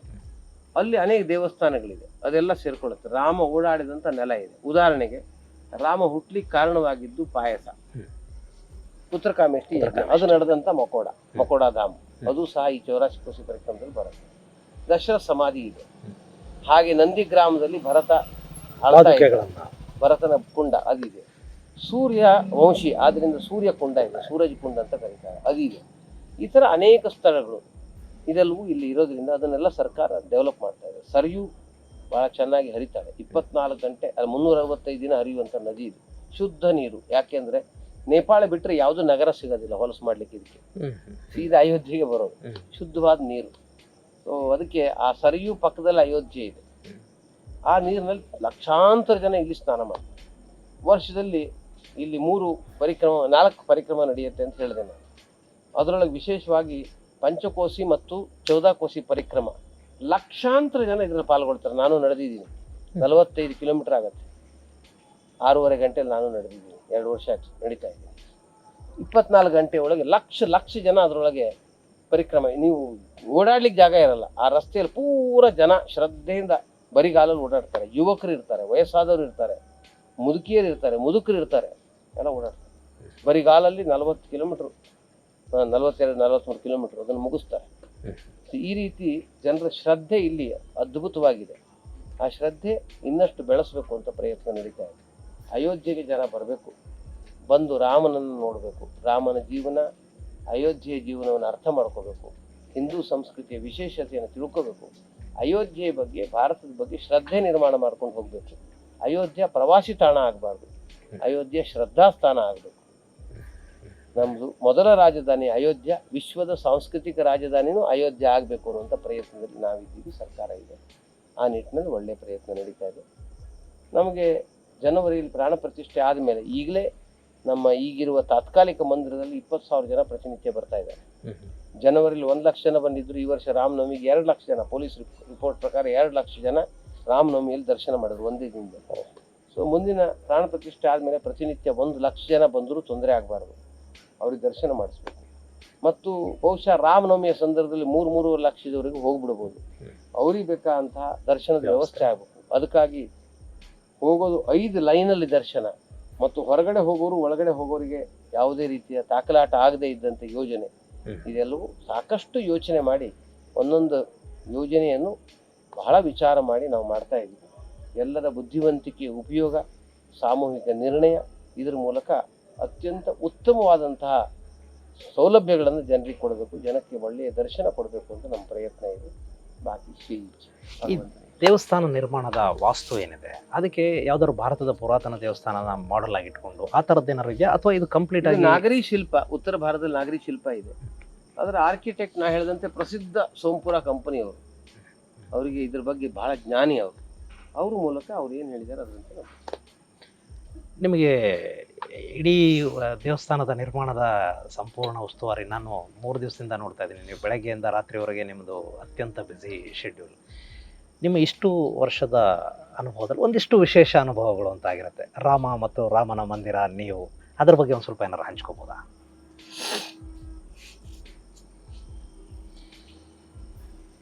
ನಾನು ಸಂಘದ ಪ್ರಚಾರಕ್ಕೆ ನನಗೇನು ಕೆಲಸ ಕೊಡ್ತಾರೆ ಅದನ್ನು ಮಾಡೋದು ನನ್ನ ಧರ್ಮ. ಅಯೋಧ್ಯೆ ಕೆಲಸ ಹೇಳಿದ್ರು, ಬಂದೆ, ಕೆಲಸ ಮಾಡ್ಲಿಕ್ಕೆ ಶುರು ಮಾಡಿದೆ. ನನಗೆ ಗೊತ್ತಾಗಿದ್ದು ಇಲ್ಲಿಗೆ ಬಂದೇನೆ ಅಂದರೆ ಇಷ್ಟು ನನಗೆ ಅನಿಸಿರ್ಲಿಲ್ಲ. ಅಯೋಧ್ಯೆ ಬಗ್ಗೆ ಇಡೀ ದೇಶದ, ಪ್ರಪಂಚದ ಶ್ರದ್ಧೆ ಇಷ್ಟಿದೆ ಅನ್ನೋದು ಪ್ರತ್ಯಕ್ಷ ಇಲ್ಲಿ ಬಂದಾಗ ಗೊತ್ತಾಗಿದೆ. ಎಂತೆಂಥವ್ರು ಪ್ರಧಾನಮಂತ್ರಿ ಇರ್ಬೋದು, ಮುಖ್ಯಮಂತ್ರಿ ಇರ್ಬೋದು, ರಾಷ್ಟ್ರಪತಿಗಳಿರ್ಬೋದು, ಕೇಜ್ರಿವಾಲ್ ಹೊರಗಡೆ ನಮ್ಮನ್ನು ಬೈಬೋದು, ಇಲ್ಲಿ ಶ್ರದ್ಧೆಯಿಂದ ಬಂದು ನಮಸ್ಕಾರ ಮಾಡಿ. ಇಡೀ ದೇಶದ ಮುಖ್ಯಮಂತ್ರಿಗಳು, ಮಂತ್ರಿಗಳು, ಜಡ್ಜುಗಳು, ದೊಡ್ಡ ದೊಡ್ಡ ಅಧಿಕಾರಿಗಳು, ವಿಶ್ವದ ಜನ ಶ್ರದ್ಧೆಯಿಂದ ಬರ್ತಾರೆ, ಕಣ್ಣೀರು ಹಾಕ್ತಾರೆ. ಆನಂದದ ಬಾಷ್ಪ ಕಣ್ಣಿಂದ ಹೊರಗೆ ಬರೋದನ್ನು ನೋಡಿದ್ದೀನಿ ನಾನು. ಇಷ್ಟು ಶ್ರದ್ಧೆ ಅಯೋಧ್ಯೆ ಬಗ್ಗೆ. ಜನ ನೀವು ಏನು ಕೇಳ್ತಿರೋ ಅದನ್ನು ಕೊಡ್ಲಿಕ್ಕೆ ತಯಾರಿದ್ದಾರೆ. ನಾವು ನಾಳೆ ಡಿಮಾಂಡ್ ಮಾಡಿದರೆ ಬಂಗಾರ, ಮುತ್ತು, ರತ್ನದಿಂದ ತುಂಬಿಡ್ತಾರೆ ಅಯೋಧ್ಯೆಯನ್ನು. ಇಷ್ಟು ಜನರಿಗೆ ಶ್ರದ್ಧೆ ಇದೆಯಲ್ಲ, ನಾ ಇದನ್ನು ಕಲ್ಪನೆಯೂ ಮಾಡಿರಲಿಲ್ಲ, ಪ್ರತ್ಯಕ್ಷ ಅನುಭವಿಸ್ತಾ ಇದ್ದೀನಿ ನಾನು. ಇದು ಒಂದು. ಎರಡನೇದು, ನಾವು ಮಂದಿರ ನಿರ್ಮಾಣದಲ್ಲಿ ಅನೇಕ ಯೋಜನೆಗಳನ್ನು ಮಾಡ್ತಾ ಇದ್ದೀವಿ. ಚರ್ಚೆ ಮಾಡಿದಾಗ ಅದು ಇದು ಇದು ಅದು ಎಲ್ಲೇನೇನೋ ನಡೀತದೆ. ಆದರೆ ನಾನು ನೋಡೋದಂತೆ ರಾಮನಿಗೆ ಏನು ಬೇಕು ಅಂತ ಆತ ಸಂಕಲ್ಪ ಮಾಡಿದನೋ ಅದೇ ಆಗತ್ತೆ, ಅದರಂತೆ ನಡೆಯುತ್ತೆ. ಒಂದು ಯೋಜನೆ ಅನ್ಕೊಂಡ್ಬಿಟ್ಟಿರ್ತೀವಿ ಹಿಂಗಾದ್ರೆ ಒಳ್ಳೇದು ಅಂತ, ಅದ್ರ ಅಡ್ಡಿ ಬರುತ್ತೆ. ಆದರೆ ಯಾವುದು ಒಳ್ಳೇದಂತ ಅನಿಸುತ್ತೋ ಅದೇ ನಡೆಯುತ್ತೆ. ನಾವು ಉದಾಹರಣೆಗೆ ಒಂದು ಹೇಳ್ಬಿಡ್ತೀವಿ, ಮಿರ್ಜಾಪುರ್ ಸ್ಟೋನ್ ಅಂತ ಇಲ್ಲಿ ಹತ್ತಿರದಲ್ಲಿ ಒಂದು ಸ್ಟೋನ್ ಇದೆ, ಅದನ್ನು ಗ್ರಾನೈಟ್ ಬದಲು ಅದನ್ನು ಹಾಕಬೇಕು ಅಂತ ಸಸ್ತಾ, ಅದು ಕಡಿಮೆ ರೇಟಲ್ಲಿ ಸಿಗ್ತಿತ್ತು. 600 ರೂಪಾಯಿ ಬರ್ಗ್ ಅನ್ಫೀಟಲ್ಲಿ ನಮ್ಗೆ ಕೊಡ್ತಿದ್ರು, 650. ಅದನ್ನು ಮಾಡುವಾಗ ಅನೇಕ ಜನರಿಗೆ ಅನಿಸ್ತಿತ್ತು ಇದು ಸಸ್ತಾ, ಒಳ್ಳೇದು ಮಾಡೋದು ಅಂತ. ಆದರೆ ಅದಕ್ಕೆ ತಾಕತ್ತಿರಲಿಲ್ಲ, ಶಕ್ತಿ ಇರಲಿಲ್ಲ, ಅದು ಹೊಡಿತಿತ್ತು, ಕ್ರ್ಯಾಕ್ ಆಗ್ತಿತ್ತು. ಅದಕ್ಕೆ ವಿವಾದ ನಡೀತಿತ್ತು, ಇದನ್ನು ಮಾಡೋದು ಬೇಡ, ಖರ್ಚು ಹಾಕಿ ಇಷ್ಟು ಹೆಚ್ಚಿಗೆ ಮಾಡಬೇಕು ಇತ್ಯಾದಿ ಎಲ್ಲ. ಗ್ರಾನೈಟ್ ಕಲ್ಲು ಅತ್ಯಂತ ಬಲವಾದಂಥ ಕಲ್ಲು, ಅದನ್ನು ಹಾಕಬೇಕು ಅಂತ ಅನೇಕ ಜನರಿಗೆ ಅನಿಸ್ತಿತ್ತು, ವಿರೋಧನೂ ಇತ್ತು. ಆದರೆ ಕ್ರ್ಯಾಕ್ ಬಂದ್ಬಿಡ್ತದೆ ಸ್ಟೋನ್. ಅದನ್ನು ನೋಡಿದ ಮೇಲೆ ಟೋಟಲಿ ಚೇಂಜ್ ಆಗ್ಬಿಡ್ತು. ಇಡೀ ಕೆಳಗಿನ ಹಾಸನ್ನು ಗ್ರಾನೈಟಿಂದ ಹಾಸಿದ್ವಿ. ಅಂದರೆ ರಾಮನಿಗೆ ಅನಿಸಿದ್ದು ಬಲವಾಗಿರಬೇಕು ಅಂತ, ಅದೆಲ್ಲವೂ ನಡೀತದೆ. ನಾವೇನು ಕಲ್ಪನೆ ಮಾಡ್ತೀವಲ್ಲ. ಒಂದು ವಿಷಯ ಹೇಳೋದು ಮರ್ತೋಯ್ತು ನನಗೆ. ಅದು ಅಂದರೆ, ಈ ದೇವಸ್ಥಾನದಲ್ಲಿ ಪ್ರತಿ ವರ್ಷ ರಾಮನವಮಿ, ರಾಮ ಹುಟ್ಟಿದಂಥ ದಿನ ಮಧ್ಯಾಹ್ನ 12 ಗಂಟೆಗೆ ಆರತಿ ನಡೆಯುತ್ತೆ. ಆತ ಹುಟ್ಟಿದ ಸಮಯ 12 ಅಂತ. ರಾಮನವಮಿ ದಿವಸ 12 ಗಂಟೆಗೆ ರಾಮನ ವಂಶ ಸೂರ್ಯವಂಶ, ಅದಕ್ಕೆ ಸೂರ್ಯನ ಕಿರಣದಿಂದ ರಾಮನಿಗೆ ತಿಲಕ ಇಡಬೇಕು ಅಂತ ಯೋಜನೆ ಆಗಿದೆ. ಸೂರ್ಯ ತಿಲಕ ಅಂತಂದ್ರೆ ಹೆಸರು. ಸರಿಯಾಗಿ ಒಂದು 6-6.5 ನಿಮಿಷದವರೆಗೆ ಹಣೆಯ ಮೇಲೆ ಸೂರ್ಯ ಕಿರಣ ತಿಲಕದ ರೂಪದಲ್ಲಿ ನಿಂತ್ಕೊಳ್ಳುತ್ತೆ. ಅದ್ರ ಯೋಜನೆ ಆಗಿದೆ. ನೇರವಾಗಿ ಸೂರ್ಯನ ಬೆಳಕು ನೇರ ಬರುತ್ತಾ ಸೂರ್ಯ ಅಥವಾ ಕಿರಣ ಬರಲ್ಲ, ಅದು ಆ್ಯಂಗಲ್ ಮೂಲಕ ಬರುತ್ತೆ. ಅದಕ್ಕೇನಾದ್ರು ಟೆಕ್ನಾಲಜಿ ಟೆಕ್ನಾಲಜಿ ಬೆಂಗಳೂರು ಕಂಪ್ನಿನೇ ಅದನ್ನು ಮಾಡ್ತಾರೆ. ಅಪ್ಟಿಕಾ ಅಂತ ಒಂದು ಕಂಪ್ನಿ ಇದೆ, ಅವ್ರು ಇದನ್ನು ಮಾಡ್ತಾರೆ. ಒಟ್ಟು ಕರ್ನಾಟಕದ ಜನಕ್ಕೆ ಮತ್ತು ರಾಮನ ಭಕ್ತರಿಗೆ ರಾಮ ಎಲ್ಲರ ಜನಮಾನಸದಲ್ಲಿರುವಂಥ ರಾಮ ಬರೀ ದೇವರಲ್ಲ, ರಾಮ ಒಂದು ಆದರ್ಶ. ರಾಮ ನಮ್ಮ ಅಂತಃಸಾಕ್ಷಿ, ಆತ್ಮಪ್ರಜ್ಞೆ ಎಲ್ಲ ಕೂಡ ರಾಮ. ನೀವು ರಾಮ ಮಂದಿರದ ಉಸ್ತುವಾರಿಯಾಗಿದ್ದೀರಿ. ಕರ್ನಾಟಕದ ಜನಕ್ಕೆ ನಿಮ್ಮ ಸಂದೇಶ? ಕರ್ನಾಟಕ ರಾಮ ಭಕ್ತರು. ಕರ್ನಾಟಕದಲ್ಲಿ ರಾಮನ ಹೆಸರನ್ನು ಎಲ್ಲರೂ ಇಟ್ಕೋತಾರೆ. ಗ್ರಾಮದಲ್ಲಿ ರಾಮ ಮಂದಿರ ಇದೆ. ರಾಮ ಭಕ್ತ ಹನುಮಂತನ ಮಂದಿರ ಇಲ್ಲಿರುವಂಥ ಯಾವುದೇ ಊರು ಕರ್ನಾಟಕದಲ್ಲಿಲ್ಲ. ಮತ್ತು ಹನುಮಂತ ಹುಟ್ಟಿದ್ದು ಕರ್ನಾಟಕದಲ್ಲಿ. ಹನುಮಂತ ಹುಟ್ಟಿದ್ದೇ ರಾಮನ ಸೇವೆಗೆ. ಹೀಗಾಗಿ ಕರ್ನಾಟಕದ ಜನ ರಾಮನ ಬಗ್ಗೆ ಶ್ರದ್ಧೆಯನ್ನು ಇಟ್ಕೊಂಡಿದ್ದಾರೆ ಅಂತ ಹೇಳೋದ್ರ ಬಗ್ಗೆ ವಿಶೇಷವಾಗಿ ಇಲ್ಲವೇ ಇಲ್ಲ. ಪೇಜಾವರ ಸ್ವಾಮಿಗಳು ನಮ್ಮ ಟ್ರಸ್ಟಿ. ಇವರ ಮೊದಲಿನ ಗುರುಗಳು ರಾಮ ಮಂದಿರ ಆನಂದದಲ್ಲಿ ತಮ್ಮನ್ನು ತಾವು ತೊಡಗಿಸ್ಕೊಂಡಿದ್ರು. ಇವರು ಸಹ ಜೋಡಿಸ್ಕೊಂಡಿದ್ದಾರೆ. ಇವರು ನಮ್ಮ ಟ್ರಸ್ಟಿ. ನನಗೂ ಒಂದು ಅವಕಾಶ ಇಲ್ಲಿ ಸಿಕ್ಕಿದೆ. ಹೀಗಾಗಿ ಕರ್ನಾಟಕದ ಜನತೆ ಇಲ್ಲಿಗೆ ಬರಬೇಕು, ದರ್ಶನ ಮಾಡಬೇಕು ಮತ್ತು ಇಲ್ಲಿನ ಸಂಸ್ಕೃತಿಯನ್ನು, ಇಲ್ಲಿಯ ಜನಜೀವನವನ್ನು ನೋಡಬೇಕು. ಅದರ ಅವಶ್ಯಕತೆ ಇದೆ. ಆವಾಗ ಜಗತ್ತು ಹೇಗಿದೆ ಅಂತ ನಮ್ಗೆ ಗೊತ್ತಾಗುತ್ತೆ. ರಾಮನ ಆದರ್ಶ ಕರ್ನಾಟಕಕ್ಕೆ ಬೇಕು. ಕರ್ನಾಟಕದ ರಾಜಕೀಯಕ್ಕೂ ಬೇಕು, ಕರ್ನಾಟಕ ಸಾಮಾಜಿಕ ಜೀವನಕ್ಕೂ ಬೇಕು. ಎಲ್ಲದಕ್ಕೂ ರಾಮ ಬೇಕು. ರಾಮ ಸಾಮರಸ್ಯದ ಸಂಕೇತ. ಆತ ಗುಹುನನ್ನು ಪ್ರೀತಿ ಮಾಡಿದ, ವಾನರರನ್ನು ಪ್ರೀತಿ ಮಾಡಿದ, ಶಬರಿ ಕೊಟ್ಟಂಥ ಬೋರೆಹಣ್ಣನ್ನು ತಿಂದ, ಎಂಜಿಲು ಬೋರೆಹಣ್ಣನ್ನು ತಿಂದ. ಯಾವುದೇ ಭೇದ ಭಾವ ರಾಮ ಮಾಡಲಿಲ್ಲ. ಹೀಗಾಗಿ ಸಾಮರಸ್ಯದ ಜೀವನ ಇಡೀ ದೇಶಕ್ಕೆ ಬೇಕು, ಕರ್ನಾಟಕಕ್ಕೂ ಬೇಕು. ರಾಮ ಜೀವನದಲ್ಲಿ ಎಂದೂ ಅನ್ಯಾಯ ಸಹಿಸಲಿಲ್ಲ. ಉತ್ತರ ಪ್ರದೇಶ ಬಗ್ಗೆ ಹೇಳೋದಾದರೆ ಈಗಿನ ಮುಖ್ಯಮಂತ್ರಿಗಳು ಅನ್ಯಾಯವನ್ನು ಸಹಿಸದೇ ಇರುವಂಥ ಮುಖ್ಯಮಂತ್ರಿ. ಅದರ ಪರಿಣಾಮವಾಗಿ ಈ 6 ವರ್ಷಗಳಲ್ಲಿ ಗುಂಡಾಗಿರಿ ನೆಲ ಕಚ್ಚಿಬಿಟ್ಟಿದೆ. ಅದರ ಬದಲು ಶಾಂತಿ ಸಮೃದ್ಧಿ ಉತ್ತರ ಪ್ರದೇಶದಲ್ಲಿ ತಾಂಡವಾಡ್ತಾ ಇದೆ. ರಾಮ ಸಮೃದ್ಧಿಯ ಸಂಕೇತ, ರಕ್ಷಣೆಯ ಸಂಕೇತ. ಅನ್ಯಾಯ ಅದರ ಎದುರುಗಡೆ ನಿಲ್ಲೋದೇ ಇಲ್ಲ. ಹೀಗಾಗಿ ಕರ್ನಾಟಕವು ಅದರ ಅವಶ್ಯಕತೆ ಇವತ್ತಿದೆ. ಈಗ ಕರ್ನಾಟಕದ ಜನತೆ ನ್ಯಾಯವನ್ನು ಬೆಂಬಲಿಸಬೇಕು, ಅನ್ಯಾಯಕ್ಕೆ ಎಂದೂ ಬೆಂಬಲ ಕೊಡಬಾರ್ದು. ಆ ಥರದ ಶಕ್ತಿ ಕರ್ನಾಟಕಕ್ಕೆ ಬರಬೇಕು ಅಂತ ನನಗೆ ಅನಿಸುತ್ತೆ. ಸೊ ಆ ಹಿನ್ನೆಲೆ ಒಳಗೆ ರಾಮನ ಪರಾಕ್ರಮ, ರಾಮನ ಸಜ್ಜನಿಕೆ, ರಾಮನ ಸರ್ವರ ಬಗ್ಗಿರುವಂಥ ಪ್ರೀತಿ, ಇದೆಲ್ಲವೂ ಬಂದು ಸಮೃದ್ಧಿಯ ಕಡೆಗೆ ಕರ್ನಾಟಕ ಹೋಗಬೇಕು. ಕರ್ನಾಟಕನೂ ಹಾಗೆ ನೋಡಿದರೆ ವಿಜಯನಗರ ಸಾಮ್ರಾಜ್ಯದ ಸಂದರ್ಭದಲ್ಲಿ ಸಮೃದ್ಧಿಯ, ಶಕ್ತಿಯ, ಪರಾಕ್ರಮದ, ಸುಸಂಸ್ಕೃತಿಯ, ಸ್ವರಕ್ಷಣೆಯ ಒಂದು ದೊಡ್ಡ ಸಾಮ್ರಾಜ್ಯವನ್ನು ನಿರ್ಮಾಣ ಮಾಡಿಕೊಂಡಿದೆ. ಮತ್ತೊಮ್ಮೆ ಅಂಥ ಸಮೃದ್ಧ ಕರ್ನಾಟಕ ಮೂಡಿ ಬರಬೇಕು. ಅದಕ್ಕೆ ರಾಮ ಮಂದಿರ, ರಾಮನ ಆಶೀರ್ವಾದ ಅವ್ರಿಗೆ ಲಭಿಸಲಿ ಅಂತ ಈ ಸಂದರ್ಭದಲ್ಲಿ ಪ್ರಾರ್ಥನೆ ಮಾಡ್ತೀನಿ. ಕರ್ನಾಟಕದ ಜನತೆ ಪ್ರಾಣ ಪ್ರತಿಷ್ಠೆ ಆದಮೇಲೆ ಅಯೋಧ್ಯೆಗೆ ಬಂದು ಗ್ರಾಮದ ಜನತೆ ಇಲ್ಲಿಗೆ ಬರಬೇಕು, ರಾಮನ ದರ್ಶನ ಮಾಡಬೇಕು, ಅಯೋಧ್ಯೆಯನ್ನು ಪೂರ್ಣ ನೋಡಬೇಕು. ಕನಿಷ್ಠ ಪಕ್ಷ ಒಂದು ಪೂರ್ಣ ದಿನ ಇರಬೇಕು. ಕೆಲವರು ಅರ್ಧ ದಿನ ಬಂದ್ಬಿಡ್ತಾರೆ. ಅದ್ರ ಬದಲು ಕನಿಷ್ಠ 1 ದಿನ ಪೂರ್ಣ ಇರಬೇಕು. 2 ದಿನ ಇದ್ರೂ ಒಳ್ಳೇದು. ಅಯೋಧ್ಯೆಯ ಸುತ್ತಮುತ್ತಲ ಪ್ರದೇಶವನ್ನು ನೋಡಬೇಕು, ಅಯೋಧ್ಯೆಯ ಜನಜೀವನವೂ ನೋಡಬೇಕು, ಸರಯೂ ನದಿಯಲ್ಲಿ ಸ್ನಾನ ಮಾಡಬೇಕು, ಹನುಮಾನ್ ಗಡಿಗೆ ಹೋಗಬೇಕು, ರಾಮನ ದರ್ಶನ ಮಾಡಬೇಕು, ಸೂರಜ್ ಕುಂಡ ನೋಡಬೇಕು, ಭರತನ ನಂದಿಗ್ರಾಮ ನೋಡಬೇಕು. ಇದೆಲ್ಲ ನೋಡಬೇಕಾದ ಸ್ಥಾನಗಳು, ಪ್ರೇರಣಾ ಸ್ಥಾನಗಳು. ಇದನ್ನೆಲ್ಲ ನೋಡಬೇಕು ಅಂದರೆ 1 ದಿನ, 2 ದಿನ, 3 ದಿನ ಸಮಯ ತಗೊಂಡು ಬನ್ನಿ ಅಂತ ನಾನು ಕರ್ನಾಟಕದ ಜನತೆಗೆ ವಿನಂತಿ ಮಾಡ್ತೀನಿ. ಇದು ಸ್ನೇಹಿತರೆ, ರಾಮ ಮಂದಿರ ಹೋರಾಟ ನಡೆದು ಬಂದಂತಹ ಹಾದಿ ಮತ್ತು ಇವತ್ತು ನಿರ್ಮಾಣ ಆಗ್ತಾ ಇರುವಂಥ ಮಂದಿರ ಹೇಗಿದೆ, ಅದರ ವಿನ್ಯಾಸ ಏನು ಮತ್ತು ಅದಕ್ಕೆ ಆಗ್ತಾ ಇರುವಂಥ ಖರ್ಚೆಷ್ಟು, ಅದಕ್ಕೆ ಸರ್ಕಾರ ಏನು ಕೊಡ್ತಾ ಇದೆ ಮತ್ತು ಜನ ಹೇಗೆ ಮಂದಿರವನ್ನು ನಿರ್ಮಾಣ ಮಾಡೋದಕ್ಕೆ ಬೇಕಾದಂಥ ಎಲ್ಲದನ್ನೂ ಕೊಟ್ಟು ಇಲ್ಲೊಂದು ಭವ್ಯವಾದ ಮಂದಿರ ನಿರ್ಮಾಣ ಮಾಡೋದಕ್ಕೆ ವ್ಯವಸ್ಥೆಯನ್ನು ಮಾಡ್ತಾ ಇದ್ದಾರೆ ಅನ್ನೋದರ ಕುರಿತಾದ ಸಾಕಷ್ಟು ಮಾಹಿತಿಯನ್ನು ಗೋಪಾಲ್ಜಿ ನಮಗೆ ಕೊಟ್ಟಿದ್ದಾರೆ. ಗೋಪಾಲ್ಜಿ, ತಮಗೆ ಧನ್ಯವಾದಗಳು. ಅಯೋಧ್ಯೆ ಬರೀ ಒಂದು ಪ್ರವಾಸಿ ತಾಣ ಆಗಬಾರ್ದು. ಅಯೋಧ್ಯೆ ಭಕ್ತಿಯ ಕೇಂದ್ರ ಆಗಬೇಕು, ಅಯೋಧ್ಯೆ ಶ್ರದ್ಧಾ ಕೇಂದ್ರ ಆಗಬೇಕು, ಶ್ರದ್ಧಾ ಸ್ಥಾನ ಆಗಬೇಕು. ನಿಮ್ಮೆಲ್ಲರ ಶ್ರದ್ಧೆಯನ್ನ, ನಿಮ್ಮೆಲ್ಲರ ಒಳಿತನ್ನ, ನಿಮ್ಮ ಅಂತಃಸಾಕ್ಷಿಯನ್ನ ಆ ಪ್ರಭು ಶ್ರೀರಾಮಚಂದ್ರ ಮತ್ತಷ್ಟು ಚೈತನ್ಯಗೊಳಿಸಲಿ ಅಂತೇಳಿ ಆಶಿಸ್ತಾ ಈ ಕಾರ್ಯಕ್ರಮವನ್ನು ಮುಗಿಸ್ತೀನಿ. ಮುಂದಿನ ಸಂಚಿಕೆಯಲ್ಲಿ ಮತ್ತೆ ಭೇಟಿಯಾಗೋಣ. ಅಲ್ಲಿವರೆಗೆ ಜೈ ಹಿಂದ್, ಜೈ ಕರ್ನಾಟಕ, ಜೈ ಶ್ರೀರಾಮ.